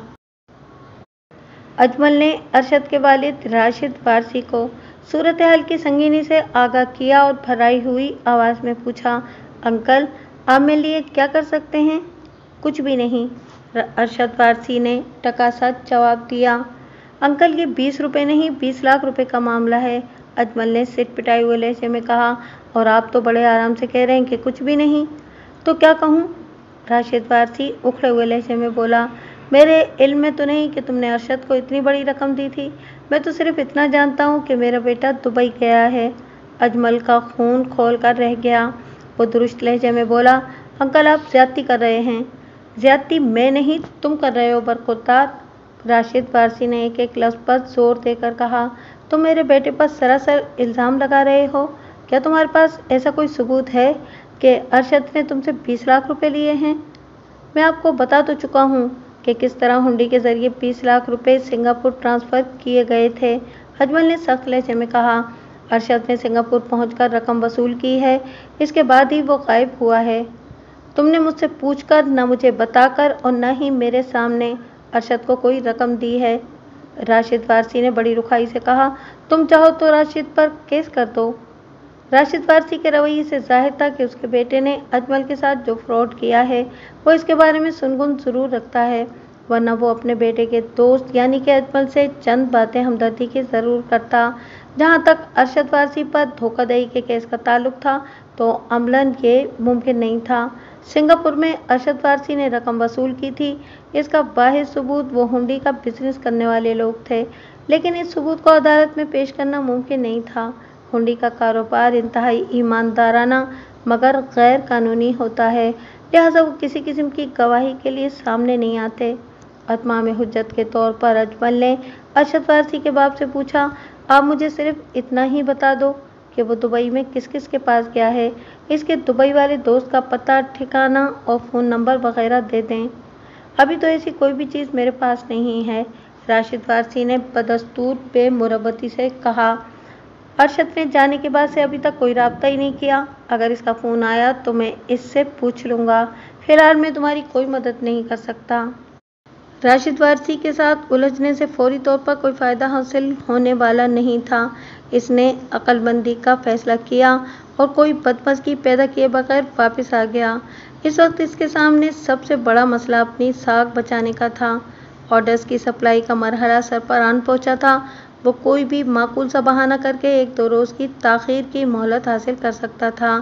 छोटी बहन की शादी को निहायती मौजू बजाय ताख़ीर बनाया जा सकता था। अरशद वारसी फ़िलहाल हाथ से निकल गया था। इसकी तलाश या इसके खिलाफ कानूनी चाराजोई को बाद में भी देखा जा सकता था। फ़िलहाल फिलफौर सिंगापुर रवाना होने की ज़रूरत थी, लेकिन इस काम की राह में सबसे बड़ी रुकावट रकम थी। उसके पास जो जमा पूंजी थी वो इसने सोबिया की शादी में खर्च कर डाली थी। फिर 20 लाख हुंडी कराने के बाद तो इसके तमाम अकाउंट्स खाली हो गए। अकमल खटक ने नया नया रेस्टोरेंट खोला था, इसके पास भी कुछ नहीं था। परेशानी के इन्हीं लम्हात में उसके तसव्वुर में 2 बीवियों के शौहर रईस का चेहरा चमक उठा। इसके साथ ही इसके बोझल सीने से एक इत्मीनान बख्श सांस खारिज हुई। रईस अपने हालात से तंग आकर 25 लाख की खती रकम किसी महफूज और मुनाफा बख्श बिजनेस में लगाना चाहता था और अजमल खटक को फौरी तौर पर 20-25 लाख रुपए की अशद ज़रूरत थी। दोनों दोस्तों ने एक नहायत ही अहम मीटिंग की जिसमें अजमल खटक ने रईस को अपने ताज़ा तरीन हालात और हंगामी ज़रूरत के बारे में बताया। रईस अजमल के बिजनेस में 25 लाख रुपए लगाने के लिए तैयार हो गया। टर्म्स एंड कंडीशंस तय करने का वक्त नहीं था। रईस ने पूरे भरोसे के साथ रकम अजमल खटक के हवाले की और बड़े वाज़े अल्फाज में कहा, यार खटक, तुम फ़ौरन सिंगापुर रवाना हो जाओ, पहले अपनी इमरजेंसी निपटाओ, बाकी की बात में हम आराम से बैठकर तय कर लेंगे। अजमल खटक सिंगापुर रवाना हो गया। रवानगी से पहले उसने 20 लाख रुपए हुंडी के जरिए वहाँ भिजवा दिए थे। 5 लाख उसने अपना अकाउंट में छोड़ दिए कि बाद में ज़रूरत पेश आएगी। वो कामयाबी से सिंगापुर का दौरा करके वापस आ गया। उसके साथ 20 लाख रुपए का जो फ्रॉड हुआ था, इसकी खबर सिर्फ रईस को थी और उसने रईस को भी सख्ती से मना कर दिया था कि इस मामले को आम न किया जाए। हालांकि रईस ने तो इसे एक जलाली मशवरा भी दिया था, यार खटक, अपने जानने वालों में एक तो फड्डेबाज किस्म के लोग भी हैं जिनकी तमाम की तमाम उंगलियां टेढ़ी हैं। वो इस बर्तन में से बड़ी आसानी से घी निकाल लेंगे। अगर तुम कहो तो मैं इनसे बात करता हूँ। जाने दो यार, मैं किसी किस्म की फड्डेबाजी में नहीं पड़ना चाहता, अजमल खटक ने उकताए हुए अंदाज में कहा। यार खटक, 20 लाख रुपए कोई मामूली रकम तो नहीं होती। हाँ, मैं जानता हूँ, फिर भी। रईस की हैरत से वाह हो गई। मैंने अपना मामला खुदा पर छोड़ दिया है, अजमल ने पुरएतमाद लहजे में कहा। वहाँ से जो भी फैसला आएगा मुझे मंजूर है। रईस बेयकीनी और हैरानी के मिले जुले तासुरात के साथ यकटुक खटक को देखता चला गया। खटक ने ठहरे हुए लहजे में कहा, रईस, मेरी एक बात जहन में बिठा लो, जो लोग किसी से फ्रॉड करते हैं या किसी के खिलाफ साजिशें बुनते हैं, वो दर हकीकत इसकी राह के कांटे चुन रहे होते हैं। कुछ ही अरसे के बाद वो शख्स तो तरक्की के रास्ते पर आगे बढ़ जाता है और साजिशी और धोखेबाज शख्स इन्हीं कांटों में उलझकर अपनी ज़िंदगी लहूलुहान कर लेता है। वो लम्हे भर के लिए रुका और फिर एक गहरी सांस खारिज की, फिर ठोस अंदाज में बोला, तुम देख लेना रईस, मेरे 20 लाख रुपए अरशद वारसी को आसानी से हजम नहीं होंगे और मेरा खुदा किसी न किसी रास्ते से ये नुकसान पूरा कर देगा। अल्लाह की ज़ात और इसके नाफिज करदा कानून पर ऐसा गैर मुतसलसल यकीन देख लेने के बाद रईस के पास कहने के लिए कुछ नहीं बचा था। इसी रोज़ उन्होंने शराकती बिजनेस के कवायद और ज़वाबित भी तय कर लिए। इस वक्त अजमल के चलते हुए बिजनेस की कुल मालियत लगभग 75 लाख रुपए थी। रईस ने इसे 25 लाख रुपए दिए थे, लिहाजा वो एक चौथाई कारोबार का स्लीपिंग पार्टनर बन गया। उन्होंने नफ़ा और नुकसान के हवाले से भी मामला तय कर लिए। दोनों में तमाम उमूर पर इत्तेफाक राय हो गया। इन्हें ये पार्टनरशिप बिजनेस चलाते हुए कमोबेश 1 साल का अरसा गुजरा था कि एक रोज़ अजमल खटक को अपने बिजनेस पार्टनर के कत्ल के इल्ज़ाम में गिरफ्तार कर लिया गया। इस केस के हवाले से मुझे और भी बहुत सी बातें पता चली थीं, लेकिन इस तफसील को बयान करते हुए मैंने इनका जिक्र गोल कर दिया है ताकि कहानी का सस्पेंस बरकरार रहे। मज़कूरा नुकात के बारे में अदालती कार्रवाई के दौरान आपको सब कुछ मालूम हो जाएगा। मैंने मुलजिम अजमल खटक की बीवी ज़रीना बेगम से अपनी फ़ीस वसूल करके रसीद बना दी और उन्हें तसल्ली दी कि घबराने वाली कोई बात नहीं, अल्लाह सब मामलात को दुरुस्त कर देगा। अजमल खटक और ज़रीना बेगम मुतमईन होकर मेरे दफ्तर से रुखसत हो गए। आइंदा रोज़ मैंने मुतालिका थाने जाकर इस केस के मुलजिम अजमल खटक से भी एक भरपूर मुलाकात की और इसे पुलिस की मेज़बानी के दौरान में जान और माल की हिफाजत के हवाले से चंद मुफीद मशवरे भी दिए। अजमल बहुत ही सुलझा हुआ और शाइस्ता इंसान था। इसकी शख्सियत और गुफ्तगू ने मुझे बेहद मुतासिर किया। मैंने वकालतनामे और दीगर ज़रूरी कागजात पर दस्तखत लेने के बाद अरशद वारसी फ्रॉडिये के सिलसिले में भी इससे मुख्तलिफ सवालात किए, जिनके उसने टू दी पॉइंट जवाब भी दिए। इनमें से बाज़ जवाबात में लिए हैरान कुन होने के साथ ही दिलचस्पी का बाइस भी थे। मैंने अजमल खटक से चंद ऐसे लोगों के नाम, एड्रेस और फ़ोन नंबर्स भी ले लिए जो किसी न किसी हवाले से इसकी बेगुनाही साबित करने में मददगार साबित हो सकते थे। आइंदा चंद रोज़ में मैंने मुख्तलिफ ज़ावियों और सिमतों में भाग दौड़ करके बहुत सी मुफीद मालूमात इकट्ठी कर लीं और मुतमईन होकर बैठ गया। रिमांड की मुद्दत पूरी होने के बाद पुलिस ने चालान अदालत में पेश कर दिया। इस मौके पर मैंने अपने वकालतनामे के साथ ही मुलजिम की दरख्वास्त जमानत और दीगर अहम कागजात भी दायर कर दिए। फिर अपने मौक्किल की जमानत के हक में दलाइल देते हुए कहा, जनाब आली, मेरा मौक्किल एक मुअज़्ज़िज़ शहरी है। इसका पुलिस रिकॉर्ड बिल्कुल साफ और बेदाग है। ये साफ सुथरा कारोबार करता है और हुकूमत पाकिस्तान को बाकायदा टैक्स अदा करता है। इसके क्लाइंट्स में बाज़ ऐसे मोतबर और बाअसल लोग हैं जिनकी गवाही और जमानत को सनद की हैसियत हासिल है। मुझे 100% यकीन है कि इस शरीफ और नफ्स इंसान को एक गहरी साजिश के तहत इस मर्डर केस में फंसाया गया है। लिहाजा मैंने लम्हाती तवक्कुफ करके एक गहरी सांस ली, फिर इजाफा करते हुए अपनी बात मुकम्मल कर दी। लिहाजा अदालत से मेरी पुरजोर अपील है कि मेरे मौक्किल को जमानत पर रिहा कर दिया जाए ताकि इसकी कारोबारी साख और नेकनामी मुतासिर न हो। That's all your honour. जनाब आली, ये एक कत्ल का केस है। वकील इस्तगासा ने दरख्वास्त जमानत के खिलाफ दलाइल देते हुए तेज लहजे में कहा, जाए वक़ुआ के बेशतर मकामात पर मुलजिम के फिंगरप्रिंट्स पाए गए हैं। इन हक़ाइक़ की रोशनी में मुलजिम को जमानत पर रिहा करना इंसाफ के उसूलों के मनाफी होगा। जाए वक़ुआ पर मुलजिम की उंगलियों के निशानात इसलिए पाए गए हैं कि मेरा मौक्किल वहाँ गया था। मैंने मजबूत लहजे में कहा, जब अदालत की बाकायदा कार्रवाई का आगाज़ होगा तो मैं ये साबित कर दूंगा कि मुलजिम को एक फ़ोन कॉल करके जाए वारदात पर बुलाया गया था। फ़िलहाल मोअज़्ज़िज़ अदालत से मेरी दरख्वास्त है कि मेरे मौक्किल की दरख्वास्त ज़मानत को कबूल किया जाए। वकील इस्तगासा ने मुझ पर भरपूर चोट करते हुए कहा, योर ऑनर, मेरे फाजिल दोस्त, जब ये साबित कर देंगे कि मुलजिम को किसी फ़ोन के ज़रिए वक़ुआ पर बुलाया गया था तो जब की जब देखी जाएगी। मैं मुअज़्ज़िज़ अदालत से इस्तदा करूँगा कि मुलजिम को जुडिशल रिमांड पर जेल भेज दिया जाए ताकि इंसाफ के तकाज़े पूरे हों। जनाब आली, मेरे मौक्किल को एक सोची समझी साजिश के तहत कत्ल के इस मुकदमे में मुलविस करने की कोशिश की गई है। मैंने ठहरे हुए अंदाज में कहा, जबकि इसका पुलिस रिकॉर्ड, अगर मुलजिम का पुलिस रिकॉर्ड पहले साफ और शफाफ रहा है तो इसका मतलब ये हरगिज़ नहीं लिया जा सकता कि वो आइंदा भी किसी जुर्म में मुलविस नहीं होगा। वकील इस्तगासा ने जज की जानिब देखते हुए तंज़िया लहजे में कहा, इस्तगासा के पास ऐसी ठोस शहादतें और गवाह मौजूद हैं जिन्हें मुअज़्ज़िज़ अदालत में पेश करने से मुलजिम का जुर्म साबित हो जाएगा। अब आप क्या कहेंगे बेग साहब? जज ने बराह रास्त मुझसे सवाल किया।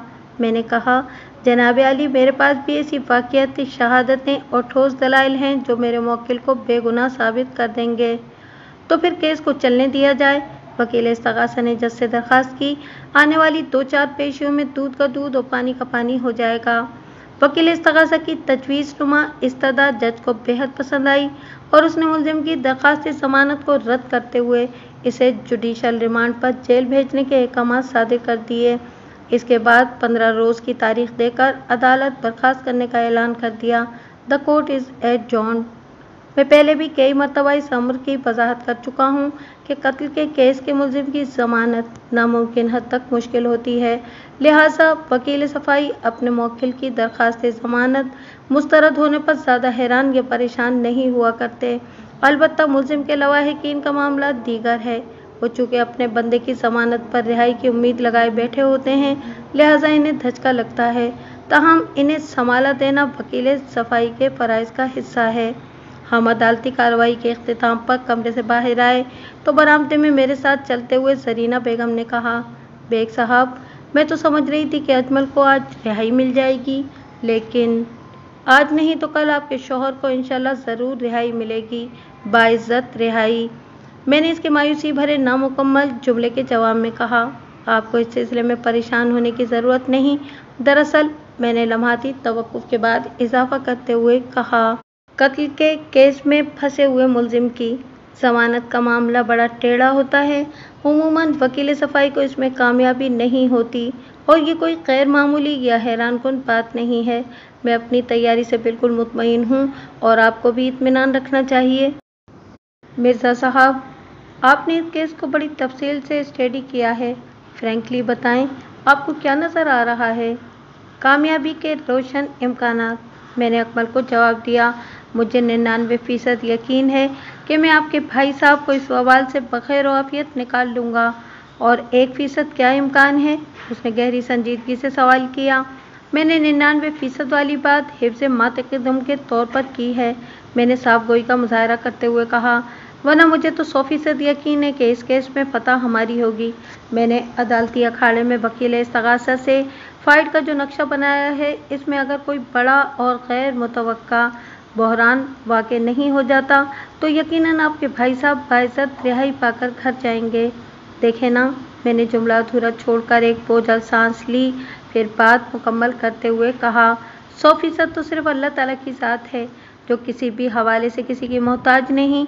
हम सब तो इम्कानात की दुनिया में रहते हैं, किसी के साथ किसी वक्त कुछ भी हो सकता है, लिहाजा रिस्क को नज़रअंदाज करना दानिशमंदी नहीं, चाहे इसकी शरह .001 ही क्यों न मुकर्रर की जाए। आप वजह फरमा रहे हैं मिर्ज़ा साहब, अकमल खटक अस्बात में गर्दन हिलाते हुए बोला।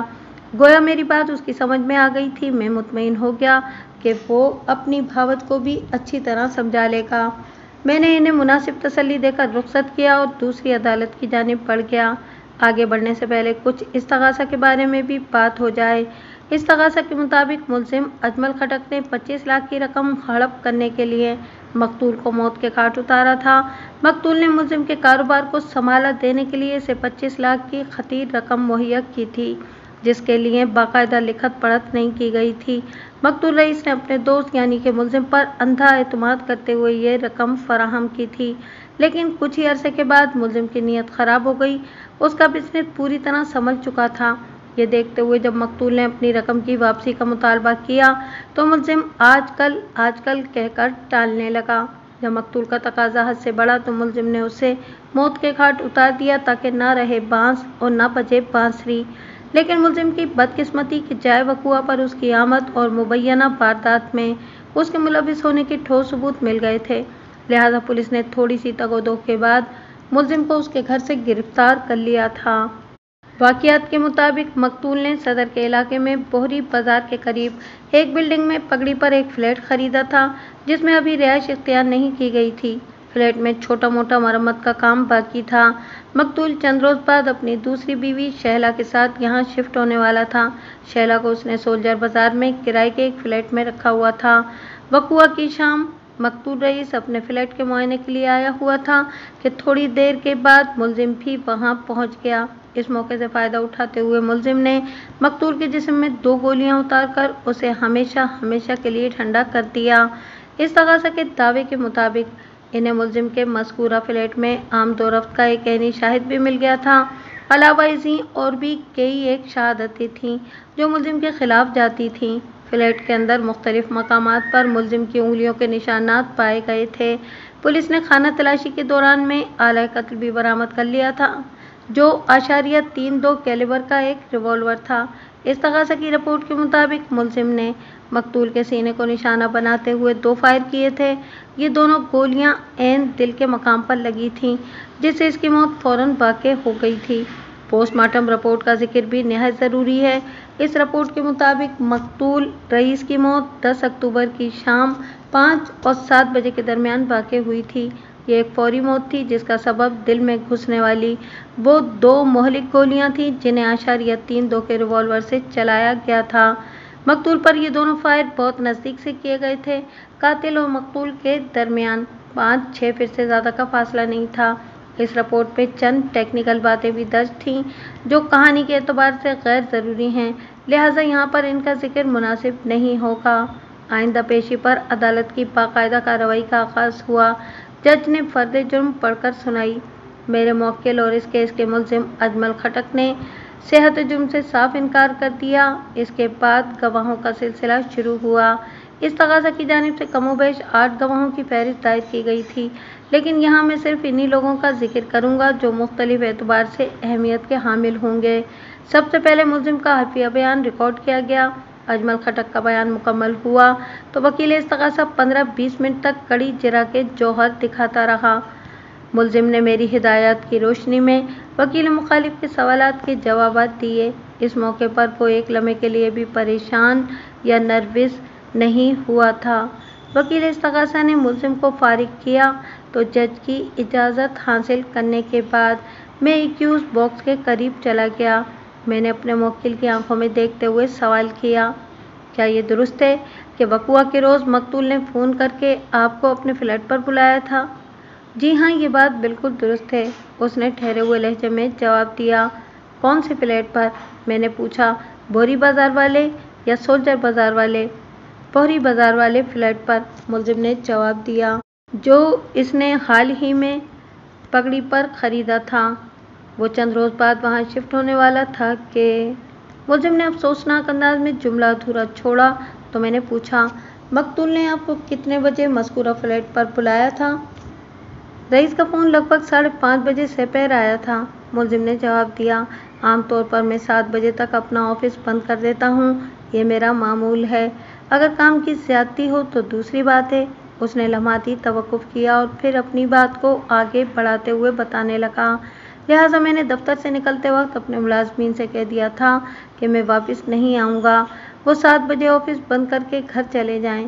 مجھے اندازہ نہیں تھا کہ رئیس کے پاس کتنا وقت لگ جائے گا، چنانچہ میں اس فیصلے کے ساتھ دفتر سے نکلا تھا کہ رئیس کی بات سننے کے بعد میں سیدھا اپنے گھر چلا جاؤں گا، اور میں نے ایسا ہی کیا تھا۔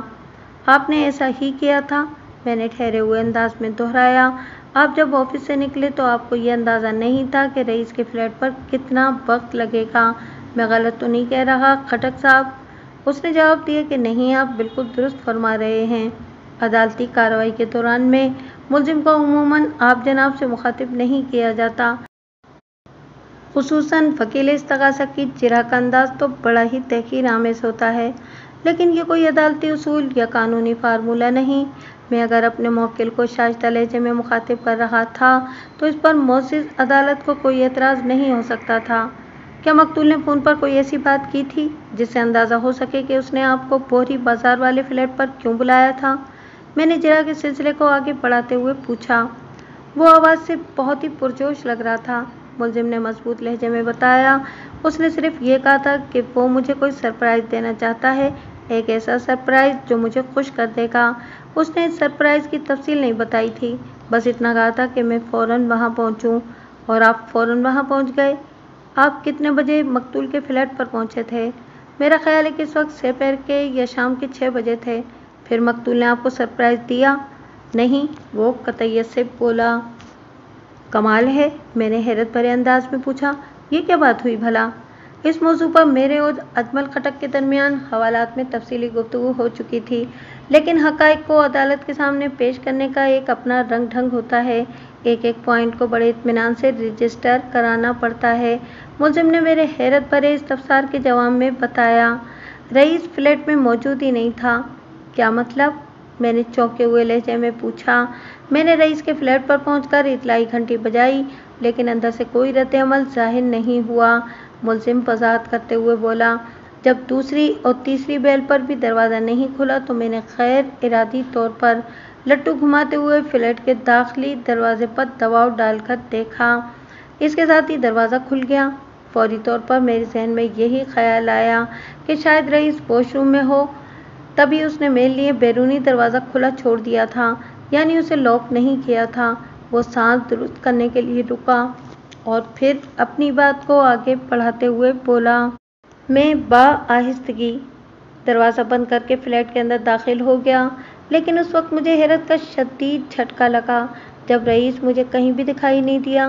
دونوں wash rooms, kitchen, bed room, drawing اور کامن روم اس کے وجود سے خالی تھے۔ مجھے وہاں بلا کر وہ پتہ نہیں کہاں چلا گیا تھا۔ میں نے 5 منٹ تک اس کا انتظار کیا، پھر وہاں سے واپس آ گیا۔ آپ واپس آ گئے؟ میں نے تعجب خیز نظر سے ملزم کو دیکھا۔ اور وہ سرپرائز؟ جب رئیس مجھے فلیٹ پر نہیں ملا تو میرے ذہن میں پہلا خیال یہ آیا کہ یہی اس کا سرپرائز ہے۔ ملزم نے اپنی بات بڑے رسان سے مکمل کی۔ وہ ایک تجسس کے ساتھ مجھے اپنا نیا فلیٹ دکھانا چاہتا تھا، لہٰذا اس نے یہ طریقہ اختیار کیا۔ میں گھوم پھر کر اس کا فلیٹ تو دیکھ ہی چکا تھا، چنانچہ اس کے فلیٹ سے نکل آیا، پھر گاڑی میں بیٹھ کر اپنے گھر کی طرف روانہ ہو گیا۔ وہ رکا، اپنی متذبذب آنکھوں سے مجھے دیکھا اور پھر بے یقینی سے بولا۔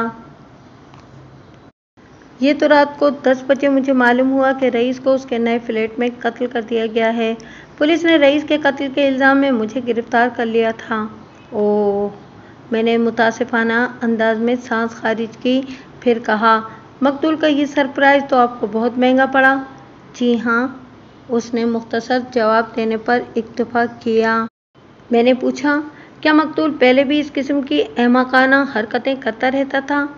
احمقانہ تو نہیں کہہ سکتے، وہ ہچکچاہٹ آمیز لہجے میں بولا، البتہ اس کی اکثر حرکتوں اور فیصلوں کو عجیب و غریب کہا جا سکتا ہے۔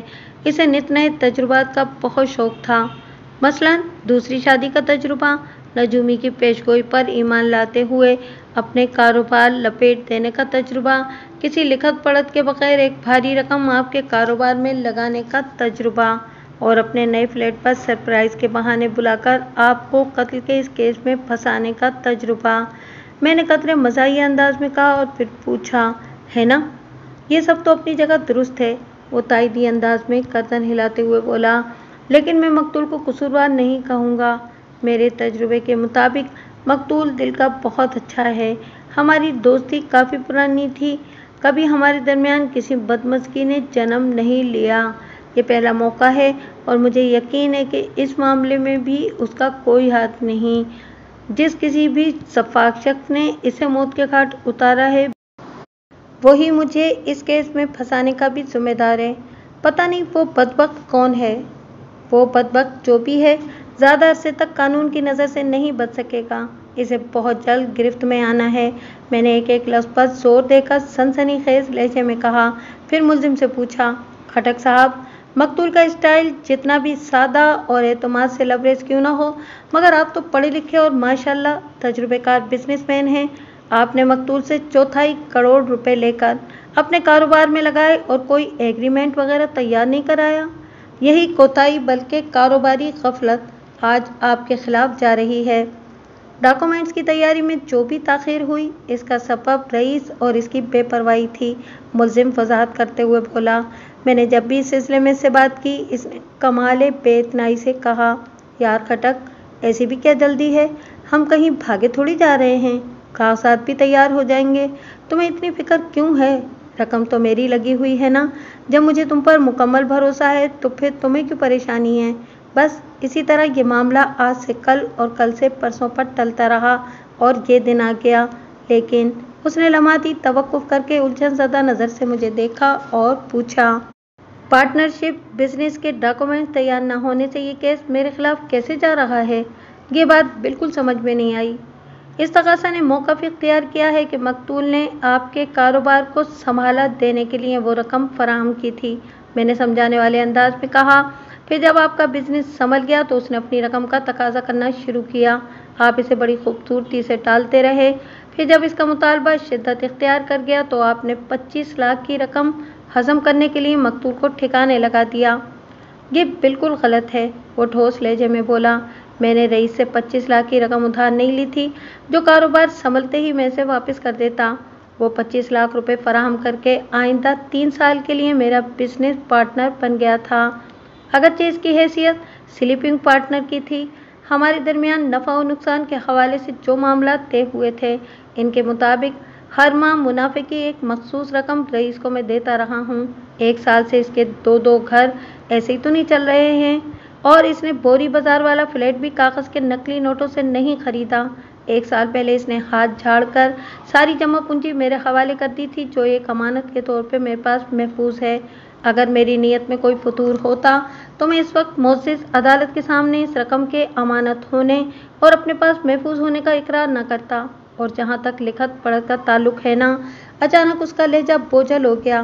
لمحاتی توقف کے بعد اضافہ کرتے ہوئے اس نے کہا، میں مانتا ہوں کہ معاملہ چاہے 20 روپے کا ہو یا 20 کروڑ کا، لیکن لین دین کرتے وقت لکھت پڑھت ضرور کر لینا چاہیے۔ لیکن انسان کی زبان بھی تو کوئی چیز ہوتی ہے، ہمارے پاس ایک زبان ہی تو ہوتی ہے جو ہم کسی کو دے سکتے ہیں۔ میرے اور رئیس کے درمیان یہ پارٹنرشپ بزنس اسی زبان پر چل رہا تھا، اور اسی زبان سے میں معزز عدالت کے سامنے اس حقیقت کا اقرار کرتا ہوں کہ میرے مرحوم دوست رئیس نے میرے چلتے ہوئے کاروبار میں اپنے 25 لاکھ روپے لگا رکھے تھے، اور وہ میرا سلیپنگ پارٹنر تھا، اور میں ہر ماہ طے شدہ منافع اسے دے رہا تھا۔ اس دوران میں رئیس نے ایک بار بھی مجھ سے رقم کا مطالبہ نہیں کیا۔ وہ میرے ساتھ شراکت کر کے بہت خوش تھا۔ मुझे उसकी बेवक्त मौत का इंतहाई दुख है। अगर उसके वर्सा मुझसे तयशुदा मुनाफा लेते रहना चाहते हैं तो मुझे कोई एतराज़ नहीं, और अगर वो लोग मुतफ़क्का तौर पर ये फैसला करते हैं कि इन्हें रकम वापस चाहिए तो 1 माह की मोहलत के बाद मैं मज़कूरा रकम लौटाने को तैयार हूँ। मैंने वो 25 लाख रुपए रईस से लिए थे। अगर वो जिंदा होता तो मैं रकम उसके हाथ पर रखकर अपना फ़र्ज़ पूरा कर लेता। अब उसके लवाहिकीन में 2 बीवियाँ और 2 बच्चे हैं। अदालत विरासत की तकसीम के सिलसिले में जो भी फैसला करेगी मुझे मंजूर होगा। मैं इससे ज़्यादा और क्या कह सकता हूँ? आपने ये भी बहुत ज़्यादा कह दिया, मैंने अपने मुवक्किल की आंखों में देखते हुए कहा। बस एक आखिरी सवाल, ये बताएं कि आपको अपने कारोबार को संभाला देने की ज़रूरत क्यों पेश आ गई थी? मेरे एक करीबी दोस्त ने मुझसे 20 लाख रुपए का फ्रॉड कर दिया था, उसने ठहरे हुए अंदाज में बताया। इस सूरत हाल ने मुझे बुरी तरह परेशान कर दिया था। अगर फौरी तौर पर मुझे 20-25 लाख नहीं मिलते तो मेरा कारोबार और साख बुरी तरह मुतासिर हो जाती। रईस अपनी रकम किसी चलते हुए बिजनेस में लगाने का ख्वाहिशमंद था। मुझे रकम की अशद ज़रूरत थी, लिहाजा वो मेरा स्लीपिंग पार्टनर बन गया। बस इतनी सी बात है। अगरचे ज़ेर समाअत केस से बराह रास्त इसका कोई ताल्लुक नज़र नहीं आता, मैंने कहा। लेकिन क्या आप अपने इस दोस्त का नाम बताना पसंद करेंगे जिसने आपके साथ 20 लाख का फ्रॉड किया था? उस मारे आस्तीन का नाम है अरशद वारसी। क्या मकतूल अरशद वारसी से वाकिफ़ था? बहुत अच्छी तरह, मुलजिम ने इस बात में जवाब दिया। मैंने जज की जानिब देखते हुए कहा, जनाब आली, मुझे मुलजिम से और कुछ नहीं पूछना। इसके साथ ही अदालत का मुकर्ररा वक्त ख़त्म हो गया। आइंदा पेशी पर वकील इस्तग़ासा अपने गवाहों को पेश करने के लिए पर तोल ही रहा था कि मैंने जज से दरख्वास्त कर दी, जनाब आली, अगर मोअज़्ज़िज़ अदालत की इजाज़त हो तो मैं इस केस के इंक्वायरी ऑफिसर से चंद सवालात करना चाहता हूँ। किसी भी केस में तफ्तीशी अफसर या इंक्वायरी ऑफिसर की हैसियत इस्तग़ासा के एक गवाह जैसी होती है और इसे हर पेशी पर अदालत में हाजिर रहना पड़ता है। लिहाजा इससे किसी वक्त वकील सफ़ाई, वकील इस्तग़ासा या जज कुछ भी पूछ सकता है। मेरी फरमाइश और जज के हुक्म पर IO Jamshed Rao witness box में आकर खड़ा हो गया। मैंने कटहरे के करीब पहुंचकर उसकी आंखों में देखते हुए पूछा, राव साहब, क्या मैं आपको सब इंस्पेक्टर साहब भी कह सकता हूँ? ये बज़ाहिर एक अहमकाना सा सवाल था, लेकिन मैं अपने मुखालफिन पर ऐसे ही हल्के फुल्के और गैर मुतालिक अंदाज में जिरा का आगाज़ करता हूँ।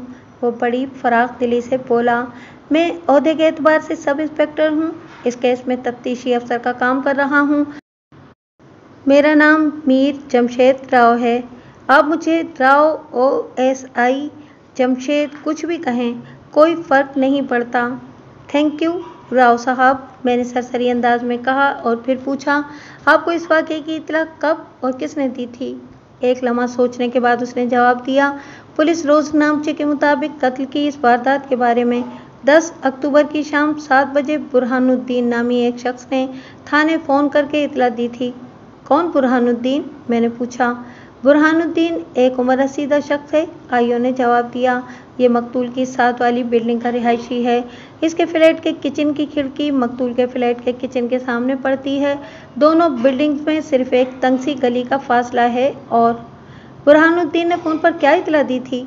इसकी बात मुकम्मल होने से पहले ही मैंने सवाल कर दिया। इसने घबराए हुए लहजे में बताया था कि बराबर वाली बिल्डिंग में कत्ल की एक वारदात हो गई है, आप फ़ौरन पहुँचें। आईओ ने जवाब दिया। और आप फ़ौरन वक़ुआ पर पहुँच गए? मैंने ठहरे हुए लहजे में कहा और फिर पूछा, आईओ साहब, आप जाए वारदात पर कितने बजे पहुँचे थे? 7:30 बजे, उसने बताया। बुरहान की इत्तला बिल्कुल दुरुस्त थी। मकतूल अपने ही फ्लैट के एक बेडरूम में मुर्दा पड़ा था। उसके सीने पर 2 गोलियां फायर करके इसे मौत के घाट उतारा गया था। इसका लिबास खून आलूद था। एक नज़र देखते ही मुझे यकीन हो गया कि वो दूसरी दुनिया में पहुंच चुका है। मैंने पूछा, मकतूल की लाश फ्लैट के किस हिस्से में पड़ी थी? बेडरूम में, उसने बताया, बेड के ऊपर। आपको ये कैसे पता चला कि मकतूल को मेरे मुवक्किल ने मौत के घाट उतारा है?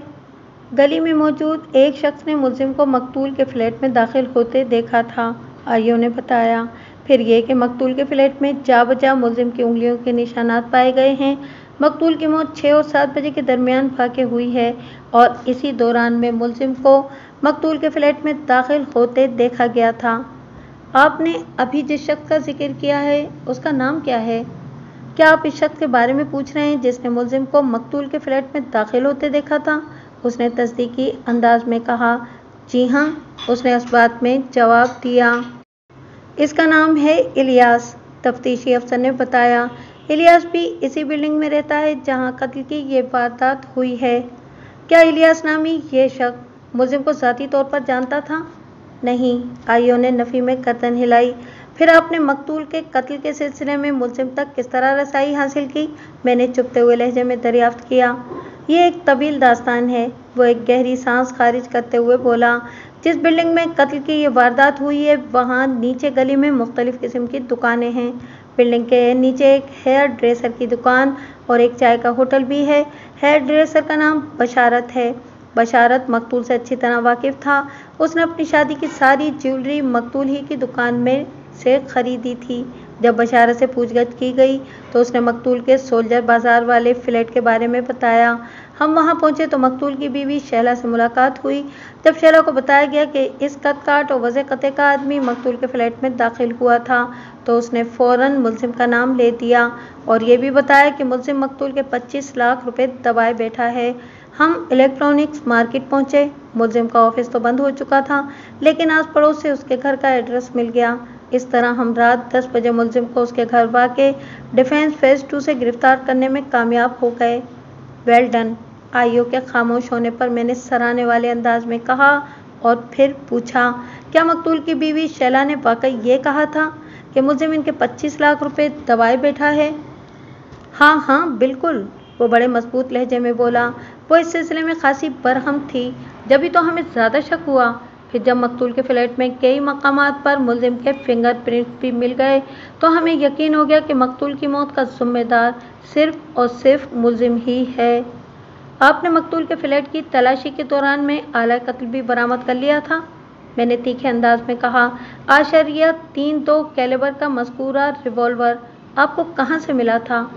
बेडरूम में, इसी बेड के नीचे से जहां मकतूल की लाश पड़ी हुई थी।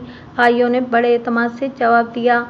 यकीनन आपने आला कत्ल पर भी मुलजिम के फिंगरप्रिंट्स ढूंढ निकाले होंगे? मैंने तंजिया लहजे में इस्तफसार किया। नहीं जनाब, उसने नफ़ी में गर्दन हिलाई। आला कत्ल पर तो मुलजिम की उंगलियों के निशानात नहीं मिले थे। इसका क्या मतलब हुआ? मैंने जल्दी से पूछा। मतलब? वो गड़बड़ा गया और फिर संभल कर बोला। जाहिर है कि मुलजिम ने रिवॉल्वर को बेड के नीचे फेंकने से पहले अच्छी तरह साफ कर दिया होगा और इसका एक मतलब ये भी निकाला जा सकता है कि मेरे मुवक्किल का इस रिवॉल्वर या इस वारदात से दूर का भी वास्ता नहीं। मैंने आईओ अफसर की आंखों में देखते हुए कहा। इसे किसी गहरी साजिश के तहत इस केस में फिट करने की कोशिश की गई है ना? इसका फैसला तो अदालत करेगी, वो बुरा समूह बनाते हुए बोला। मेरा काम हक़ाइक़ को सामने लाना है और अदालत में पेश करके इंसाफ के तकाज़े पूरे करना है। ओके, मैंने सरसरी अंदाज में कहा, फिर जज की जानिब देखते हुए इजाफा किया। जनाब आली, मुझे और कुछ नहीं पूछना। इसके बाद मकतूल की दूसरी बीवी बल्कि बेवा शैला को गवाही के लिए कटहरे में लाया गया। जब शैला का हल्फिया बयान रिकॉर्ड हो चुका तो वकील इस्तग़ासा ने इसे घेर लिया। वो मुख्तलिफ सवालात के तहत ये साबित करने की कोशिश करता रहा कि मुलजिम एक चालबाज और बदनीयत शख्स है। उसने ठगी लगाकर मकतूल से 25 लाख रुपए हथिया लिए थे और अब रकम वापस करने का नाम नहीं ले रहा था। हत्ता कि वकील इस्तग़ासा ने यहाँ तक भी कहा कि अब जो मुलजिम कातिल की हैसियत से सामने आ चुका है तो वह अपनी गर्दन बचाने के लिए बड़ी शराफत से रकम वापस करने की बात कर रहा है, वगैरह वगैरह। वकील इस्तग़ासा ने गवाह की जान छोड़ी तो मैं जिरा के लिए विटनेस बॉक्स के करीब चला गया। मैंने बड़े मुख्तलिफ अंदाज में जिरा का आगाज़ करते हुए गवाह से कहा, शैला साहिबा, मैं बहुत कन्फ्यूज़ हूँ। समझ में नहीं आ रहा कि बात कहाँ से शुरू करूँ। आपके साथ इजहार ताज़ियत भी करना है और आपको एक मुबारकबाद भी देना है। मुबारकबाद? उसने चौंक कर मुझे देखा। किस चीज़ की मुबारकबाद? आपने ये नहीं पूछा कि इजहार ताज़ियत किस सिलसिले में? मैंने शाकी लहजे में कहा। वो तो अंडरस्टूड है, वो जल्दी से बोली। आप रईस की नागहानी मौत पर दुख का इजहार करना चाहते हैं, लेकिन मुबारकबाद वाली बात मेरी समझ में नहीं आई। शैला के अंदाज़ और अतवार से ज़रा महसूस नहीं होता था कि वो नई नई बेवा हुई है। ज़र्क पक लिबास के अलावा उसने अच्छा खासा बनाव श्रृंगार भी कर रखा था। रईस की मौत का कोई ख़ास असर उसकी शख्सियत पर नज़र नहीं आता था, जबकि इस केस के दौरान में मकतूल की पहली बीवी से भी मेरी एक तो मुलाकातें हुई थीं। उसको देखकर यकीन आ जाता था कि इन लोगों का सब कुछ छिन गया है। शैला का मामला बड़ा मुख्तलिफ और गैर फितरी सा नज़र आता था। इसकी उम्र 25 के करीब थी। वो एक खूबसूरत और तरहदार औरत थी। उसके नकूश और निस्वानी खतूत में बड़ी कशिश पाई जाती थी। मैंने जिरह के सिलसिले को आगे बढ़ाते हुए कहा, शैला साहिबा, आप वकील सफाई की हैसियत से मेरे बारे में चाहे कुछ भी राय रखती हों, इससे मुझे कोई फ़र्क नहीं पड़ता, लेकिन सच्ची बात यह है कि मुझे आपके शौहर की मौत का बहुत अफसोस है। और जहाँ तक मुबारकबाद का ताल्लुक़ है, मैंने ज़रा देर को रुककर एक गहरी सांस ली, फिर इजाफा करते हुए कहा, आपको इस बात पर खुश होना चाहिए कि मुल्ज़िम ने मुअज़्ज़िज़ अदालत के सामने आप लोगों के 25 लाख रुपए वापस करने की यकीन दहानी कराई है। इस केस का फैसला हो जाने के बाद एक आध माह में ज़रूरी कानूनी कार्रवाई के बाद ये रकम आपके हवाले कर दी जाएगी। पहली बात तो ये कि उसने जज्बात से आरी लहजे में कहा, इन 25 लाख की मैं कोई अकेली वारिस नहीं हूँ। इस रकम में रईस की पहली बीवी और बच्चों का भी हिस्सा है। ये बात उसने ऐसे अंदाज में कही थी कि जैसे अगर वो अकेली वारिस होती तो ज़्यादा खुशी की बात थी। बात को आगे बढ़ाते हुए उसने तंज़िया लहजे में कहा, ये रकम तो मुल्ज़िम ने वापस करना ही थी। अगर वो रईस की ज़िंदगी में हमारी रकम लौटा देता तो कितना अच्छा होता। इस बदनीयत शख्स ने 25 लाख हड़प करने के लिए मेरे शौहर को मौत के मुंह में धकेल दिया, और अब जबकि इसे फांसी का फंदा नज़र आ रहा है तो रकम वापस करके जान छुड़ाने के चक्कर में है। शैला के लबो लहजे से साफ जाहिर हो रहा था कि वो मेरे मुवक्किल को अपने शौहर का कातिल समझती है। मैंने इसकी नीयत का अहवाल जानने के लिए ज़रा मुख्तलिफ अंदाज में जिरा शुरू की। मैंने उसकी आंखों में देखते हुए सवाल किया, शैला साहिबा, क्या ये सच है कि आपसे शादी के बाद मकतूल के कारोबारी मामलात बड़ी तेज़ी से ज़वाल पजीर होने लगे थे? हाँ, ये बात किसी हद तक दुरुस्त है, उसने इस बात में जवाब दिया। वो धंधे की खराबी का अक्सर रोना रोता रहता था। एक नजूमी ने मकतूल को बताया था कि दूसरी शादी सही वक्त पर नहीं हुई और इसके माली मामलात की खराबी का सबब आप हैं। किसी उस्ताद फिदा नामी नजूमी ने ऐसी पेशगोई की तो थी, लेकिन मैं इन फजूलियात पर यकीन नहीं रखती। वो बुरा सा मुँह बनाते हुए बोली, उस्ताद फिदा ने मकतूल को मशवरा दिया था कि वो दुकान या दूसरी बीवी में से किसी एक को छोड़ दे तो उसके माली मामलात अच्छे हो जाएंगे। मैंने एक मखसूस अंदाज में जिरा के सिलसिले को आगे बढ़ाते हुए कहा, मकतूल ने आपके हक में फैसला करते हुए दुकान और कारोबार को फरोख्त करके इससे हासिल होने वाले 25 लाख रुपए को मुल्ज़िम के चलते हुए कारोबार में लगा दिया था। नजूमी ने कहा था कि अगर वो अपना सरमाया किसी दूसरे शख्स के कारोबार में लगाएगा तो नुकसान का अंदेशा टल जाएगा। मैंने कहा है ना, मैं इस नौयत की गुमराहकुन बातों पर यकीन नहीं रखती। वो नागवारी से बोली, ये नजूमी लोग तो पता नहीं कहाँ कहाँ की उड़ाकर लोगों को वाहिमों में डालते रहते हैं। रईस जैसे सीधे साधे और कदरे बेवकूफ़ लोग बड़ी आसानी से शातिरों काइयाँ नजूमियों और बिजनेसमैनों के चुंगल में फंस जाते हैं। लम्हाती तवक्कुफ़ करके उसने नापसंदीदा नज़र से अजमल खटक की तरफ देखा, फिर किसी मुफ्ती के अंदाज में इजाफा करते हुए बोली, मेरी नज़र में रईस के कारोबार की तबाही का सबसे बड़ा सबब वो खुद था। वो किस तरह? मैंने तेज़ लहजे में पूछा। मुझसे शादी के बाद वो खासा काहिलुल वजूद हो गया था। वो बड़ी जुर्रतमंदी से वजाहत करते हुए बोली, हमारी शादी को 6 माह हो गए थे, लेकिन वो सारा दिन मेरे पहलू से लगा बैठा रहता था। दुकान की तरफ से उसका ध्यान बिल्कुल हट गया था। दुकानदारी तवज्जो और कुर्बानी मांगती है। रईस ने कारोबार के तकाज़ों को नज़रअंदाज किया और धंधा तबाह होने लगा। इस पर उस्ताद फिदा की फजूल पेशगोई को उसने जहन में नक्श कर लिया। नतीजा वही बरामद हुआ जो इस तरह के मामलात में निकला करता है। सितम बालाए सितम ये कि अपने बिजनेस पर तवज्जो देने के बजाय रईस ने सारी जमा पूंजी किसी और के कारोबार में लगा दी। ये इक़दाम रईस की संगीन तरीन गलती था। क्या मकतूल ने इस सिलसिले में आपसे मशवरा नहीं किया था? अगर मुझसे मशवरा किया होता तो मैं इसे हरगिज़ ऐसा न करने देती। वो एक एक लफ्ज़ पर जोर देते हुए बोली, 25 लाख रुपए कोई मामूली रकम नहीं होती। पैसा पैसे को खींचता है वकील साहब। 1 लाख जमा करना मुश्किल होता है। जब पहला लाख इंसान के हाथ में आ जाता है तो फिर इससे दूसरे लाख को कमाना मुश्किल नहीं रहता। मुझे तो रईस की मौत से चंद माह पहले पता चला था कि उसने अपना सब कुछ बेच बाच कर अपने किसी दोस्त अजमल खटक के कारोबार में लगा दिया है। मुलजिम से भी मेरी जान पहचान इसके बाद ही हुई थी। मैंने इस मामले की नज़ाकत को महसूस करते ही रईस पर दबाव डालना शुरू कर दिया कि वो मुलजिम से अपनी रकम वापस ले ले। बड़ी मुश्किल से मेरी बात रईस की समझ में आई और उसने मुलजिम से रकम का मुतालबा करना शुरू कर दिया। पहले तो मुलजिम मुख्तलिफ हीलों बहानों से रईस को टालता रहा और फिर वो बोलते बोलते अचानक खामोश हो गई। शैला के अधूरे जुमले का मतलब मुझ समेत अदालत में मौजूद हर शख्स बखूबी जानता था। मैंने जिरा के सिलसिले को बड़ी चाबुक दस्ती से समेटते हुए कहा, शैला साहिबा, आपको शोहर अब इस दुनिया में मौजूद नहीं जो इसे किसी तस्दीक या तरदीद के लिए अदालत तक लाने की जहमत दी जाए, वरना हकीकत तो यह है कि मकतूल ने एक बार भी मुलजिम से अपनी रकम की वापसी का मुतालबा नहीं किया था। वो इस पार्टनरशिप बिजनेस से बहुत खुश और मुतमईन था क्योंकि इससे हर माह बड़ा माकूल मुनाफा हासिल हो रहा था। माकूल मुनाफा? वही हिकारत भरे अंदाज में गर्दन को झटकते हुए बोली, ये सब कहने की बातें हैं वकील साहब, हमने तो कोई मुनाफा शुनाफा घर में आते देखा नहीं। मैं तो समझती हूँ कि मुलजिम चिकनी चुपड़ी बातों से रईस को ऐसे ही टरका रहा था या हो सकता है कि पॉकेट मनी के तौर पर इसकी मुट्ठी में कुछ रख देता हो। शैला साहिबा, लगभग 1 साल पहले मकतूल ने अपनी दुकान और दीगर जमा पूंजी समेट कर बेच दी और मुबलिग 25 लाख रुपए मुलजिम के बिजनेस में लगा दिए थे।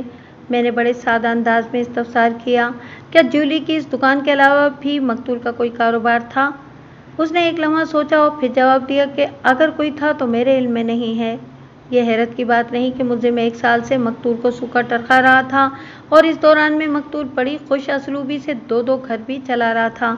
मैंने तंजिया लहजे में कहा, न सिर्फ 2-2 घर चला रहा था बल्कि बोरी बाजार में पगड़ी का एक फ्लैट भी खरीद लिया था। जिस शख्स की आमदनी का कोई जरिया ना हो वो ये सब कुछ क्यों कर सकता है? इस सवाल का जवाब है आपके पास? मैं इस दौरान में अपना घर जिस तरह चलाती रही हूँ वो मैं ही जानती हूँ, वो खफकी आमेज लहजे में बोली। एक एक करके मेरा जेवर बिक गया है। रईस की पहली बीवी का गुजारा कैसे चलता था ये आप इसी से पूछें। मैंने इससे पूछा है जभी तो आपसे तस्दीक कर रहा हूँ, मैंने ठहरे हुए लहजे में कहा। फरीदा ने इस अमर की तस्दीक की है कि मकतूल हर माह घर के खर्चे की मद में इसे एक माकूल रकम देता रहा है। वो इस बात से भी वाकिफ़ है कि मकतूल ने मुलजिम के कारोबार में एक भारी रकम लगा रखी थी। अगर ज़रूरत महसूस हुई तो मैं फरीदा को गवाही के लिए अदालत में भी पेश कर सकता हूँ। आप अपना ये शौक़ ज़रूर पूरा कीजिएगा। वो रुखाई से बोली, मुझे फरीदा की गवाही से कोई फ़र्क नहीं पड़ता, जो हकीकत थी वो मैंने बयान कर दी है।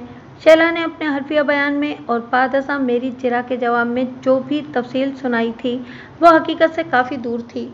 वो मकतूल से खफा, मुलजिम से नाला और मकतूल की पहली बीवी बच्चों से बेहद बेजार नजर आती थी।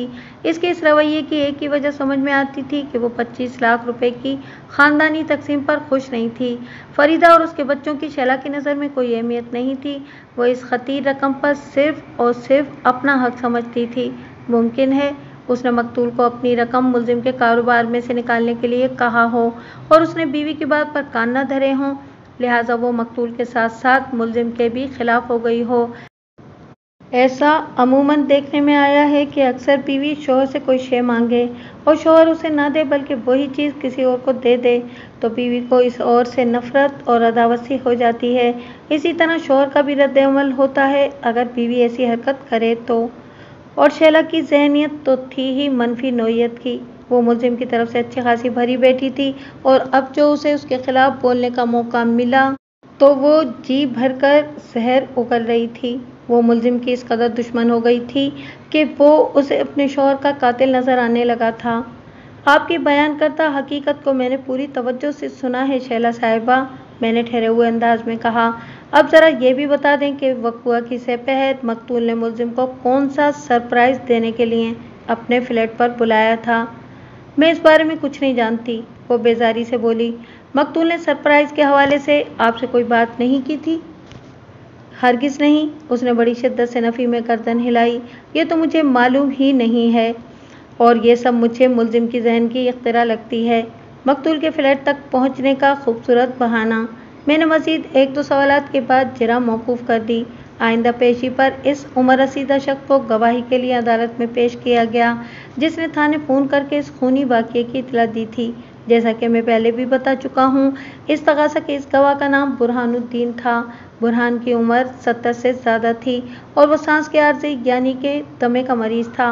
वकील इस्तगासा ने घुमा फिराकर इससे 8-10 सवालात किए और जल्दी फारिग कर दिया। इसके बाद मैं विटनेस बॉक्स के करीब चला गया। मुझे गवाह की हालत और सेहत पर वाक़ईतन तरस आ रहा था, ताहम अपने पेशे का तकाजा निभाना भी ज़रूरी था।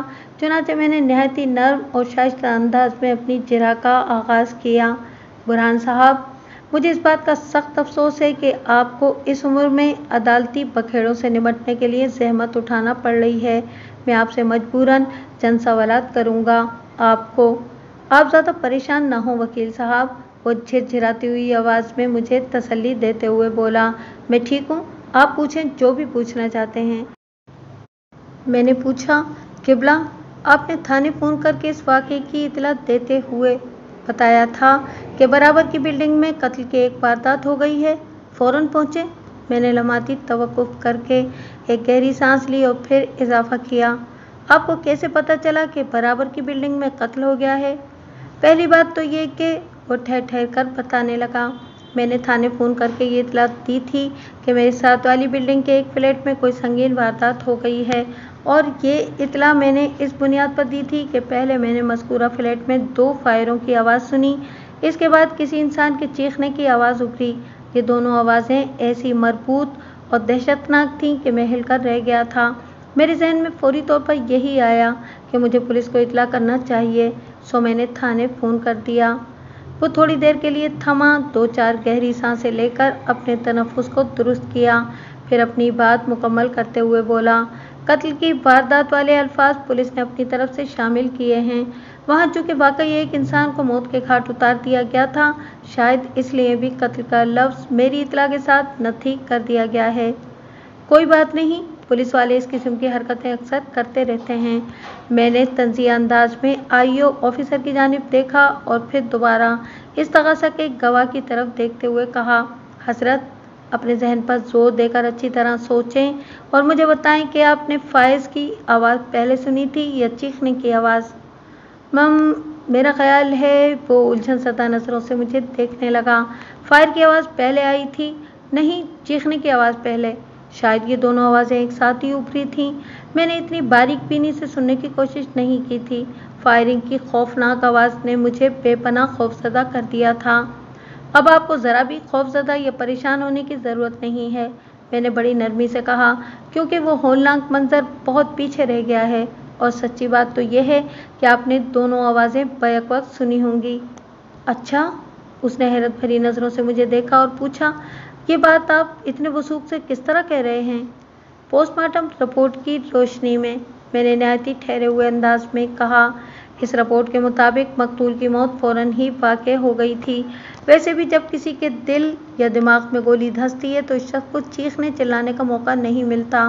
मकतूल ने कातिल के हाथ में रिवॉल्वर देखकर एक आध चीख मारी होगी और अगले ही लम्हे उसका काम तमाम हो गया होगा। आपकी बात मेरे दिल को लग रही है वकील साहब, वो ताइदी अंदाज में बोला। बिल्कुल ऐसे ही हुआ था। चीख और फायरिंग की आवाज़ एक साथ ही मेरी समात तक पहुंची थी। मैं बौखला गया था शायद। अब आपको बौखलाने या झुंझुलाने की कतई ज़रूरत नहीं, मैंने बड़े अदब से कहा। आप इत्मीनान के साथ अपने घर जाएं। आइंदा आपको अदालत में आने की ज़रूरत नहीं है। पता नहीं आपको इस किस्म की ज़हमत क्यों दी गई है। जिरा के इख्तिताम पर बुरहानुद्दीन तशक्कुर आमेज़ नज़र से मुझे देखने लगा। वो मुखालिफ पार्टी का गवाह था।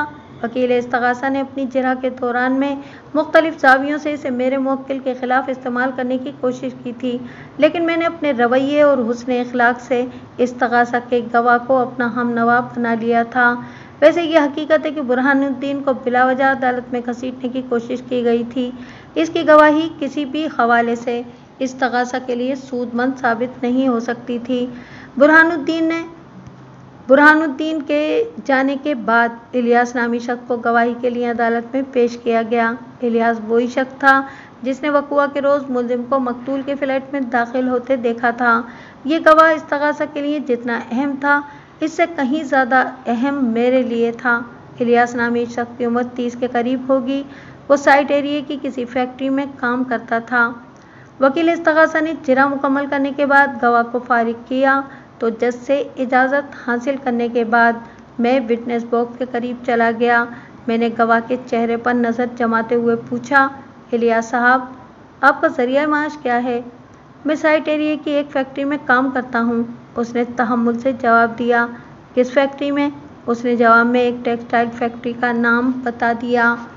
क्या ये दुरुस्त है कि वक़ुआ के रोज़ आपने मुलजिम को मकतूल के फ्लैट में दाखिल होते देखा था? मैंने सवाल किया।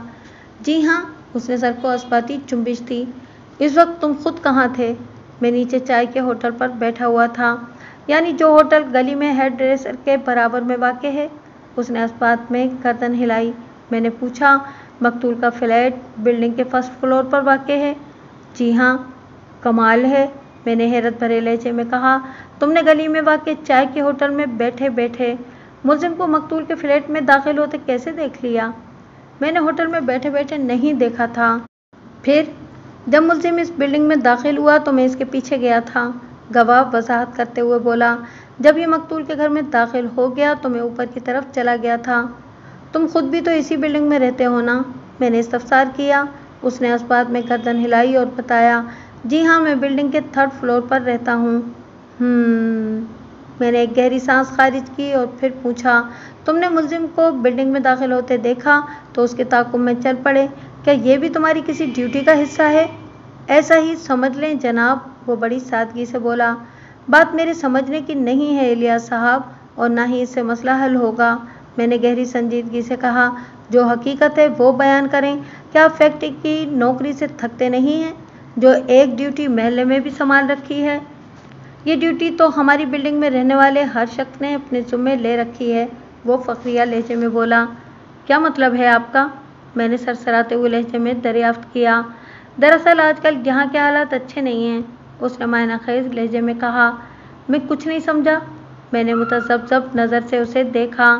मेरा मतलब है कि पिछले 1 माह में हमारी गली में 4 डकैतियाँ हो चुकी हैं, इसने तफक्कुर आमेज़ लहजे में बताया, जिनमें से एक हमारी बिल्डिंग में, लिहाजा हर नए और मशकूक बंदे पर नज़र रखनी पड़ती है। नए और मशकूक बंदे पर? मैंने इसी के अल्फाज दोहराए और कहा, तुम्हारी नज़र में मुलजिम मशकूक बंदा दिखाई देता है? मैंने इसका ताक़ुब नया बंदा जानते हुए किया था।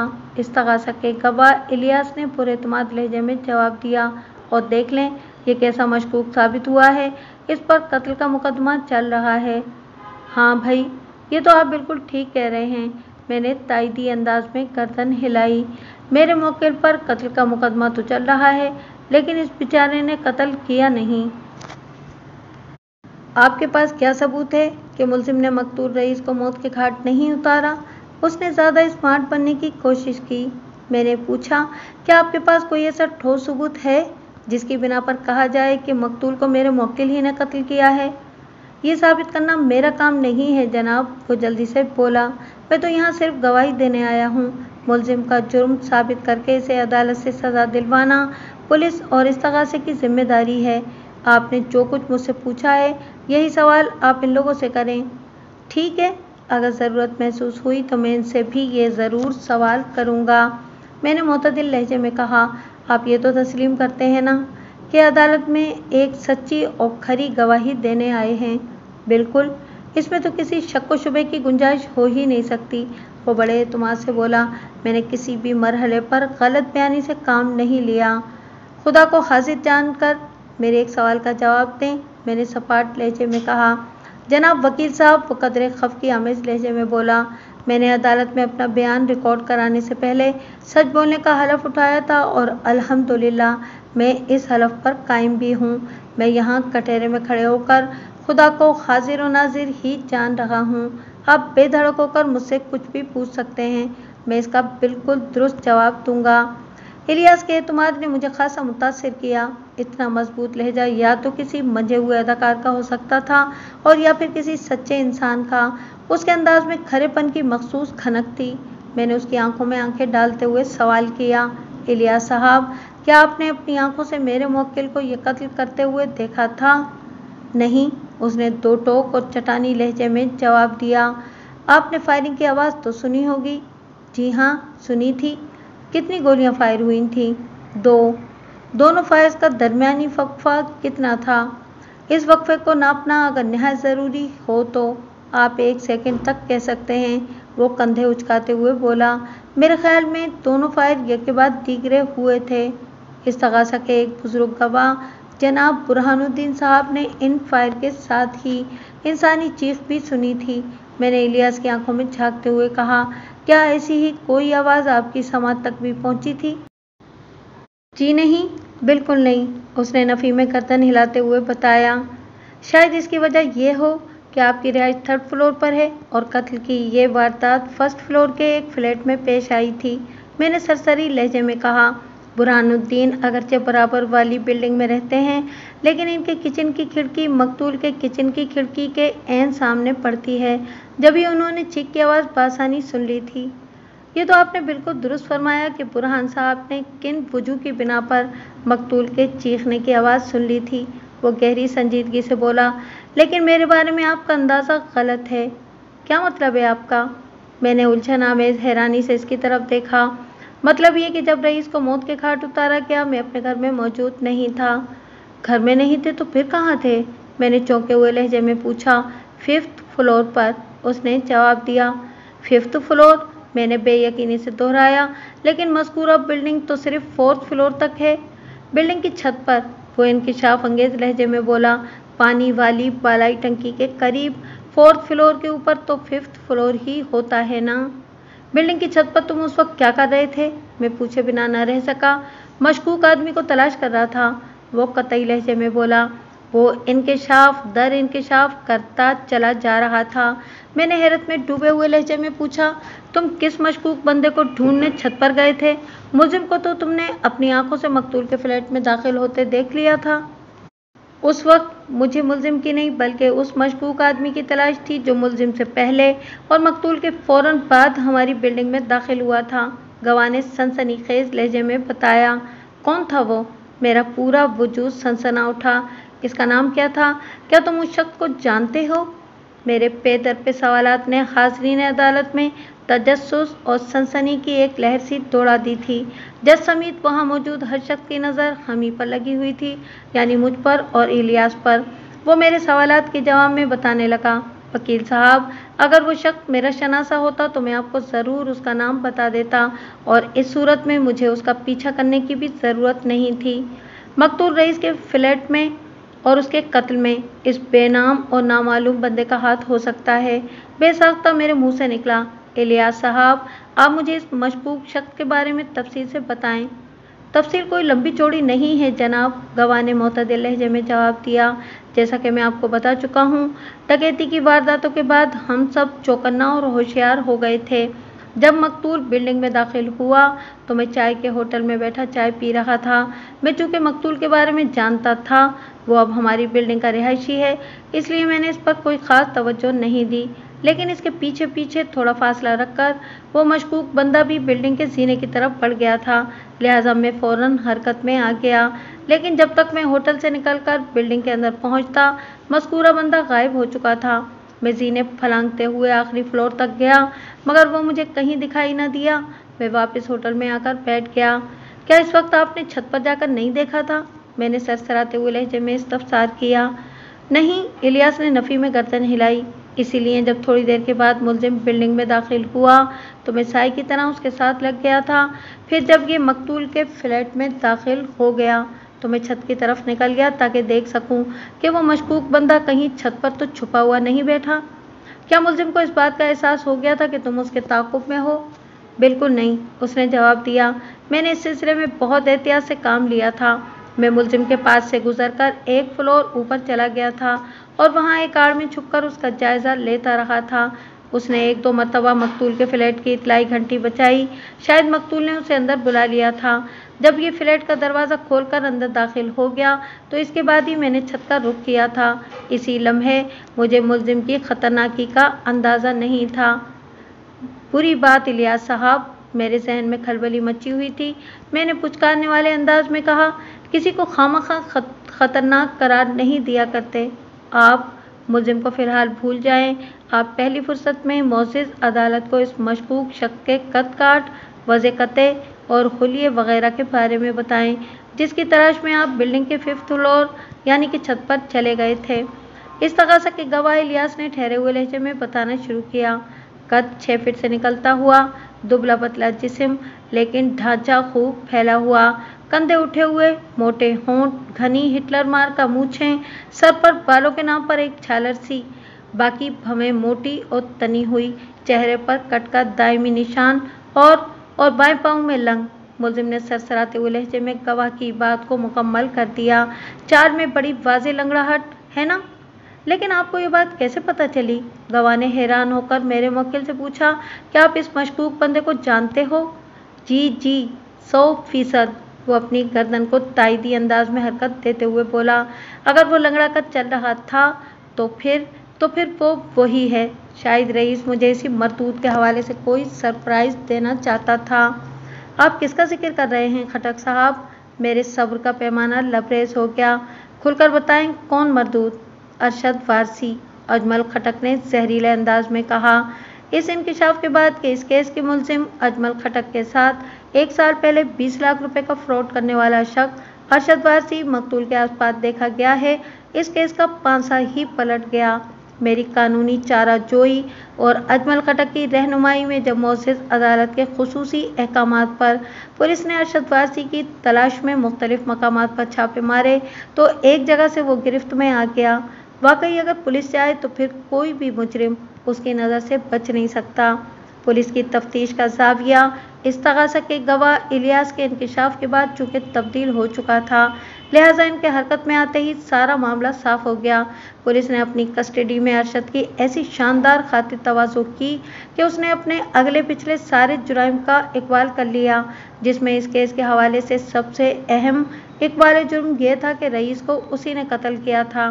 वाक़ियात के मुताबिक वक़ुआ के रोज़ मकतूल ने उसे एक जगह देखकर पहचान लिया था। अरशद वारसी मकतूल की नज़र बचाकर तो एक तरफ निकल गया था, लेकिन गैर महसूस अंदाज में ताक़ुब करते हुए वो मकतूल के फ्लैट तक पहुंच गया।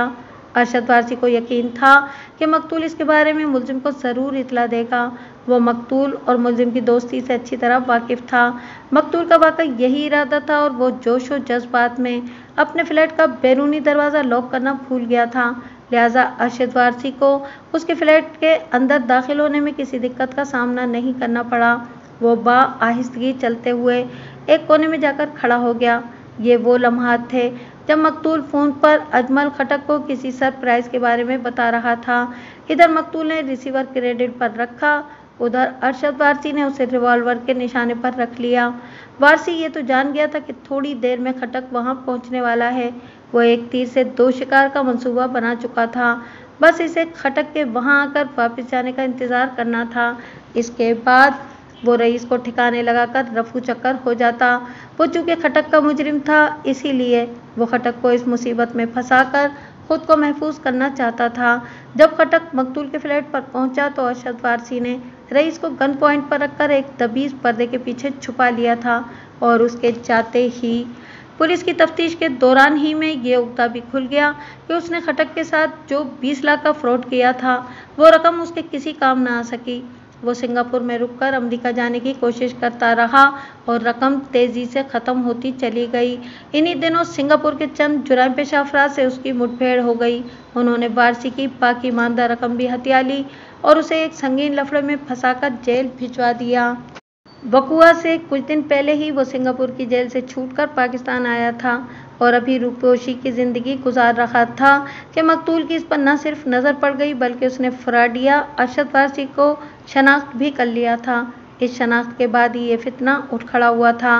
अजमल खटक की बाइज्जत रिहाई के बाद जब वो अपने बीवी और बच्चों के साथ गाड़ी में बैठकर अपने घर की तरफ रवाना हो गया तो अजमल खटक मुझे पार्किंग तक छोड़ने आ गया। मैंने कहा, अकमल साहब, आप मेरी कारकर्दगी से तो मुतमईन हैं ना? जनाब, आपकी कारकर्दगी तो लाजवाब रही है, वो ममनूनियत भरे लहजे में बोला। लेकिन मैं समझता हूँ अजमल खटक की रिहाई में आपकी कोशिश के अलावा ऊपर वाले का भी हाथ है।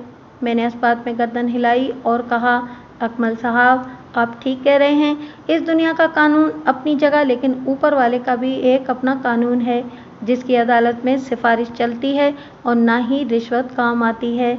इसे किसी वकील के दलाइल सुनने की भी हाजत नहीं होती। वो बस फैसला सादिर करता है और किसी में मजाल नहीं कि इसके फैसले के सामने दम मार सके। अजमल खटक बहुत घबरा गया था। मिर्ज़ा साहब, अकमल खटक ने अपने भाई की कैफियत के बारे में बताया। आपने बर वक्त उसे कानूनी और अखलाकी सहारा दिया तो ये मामला आसानी से निमट गया। एक अच्छे वकील का फ़र्ज़ है कि वो अपने मुवक्किल को हर सतह पर सहारा दे, मैंने ठहरे हुए लहजे में कहा, वरना फिर वकील करने का फ़ायदा ही क्या। उसने सताइशी नज़र से मुझे देखा, मेरा शुक्रिया अदा किया और गर्म जोश मुसाफा करने के बाद रुखसत हो गया। मैं तेज़ कदम उठाते हुए अपनी गाड़ी की जानिब बढ़ने लगा।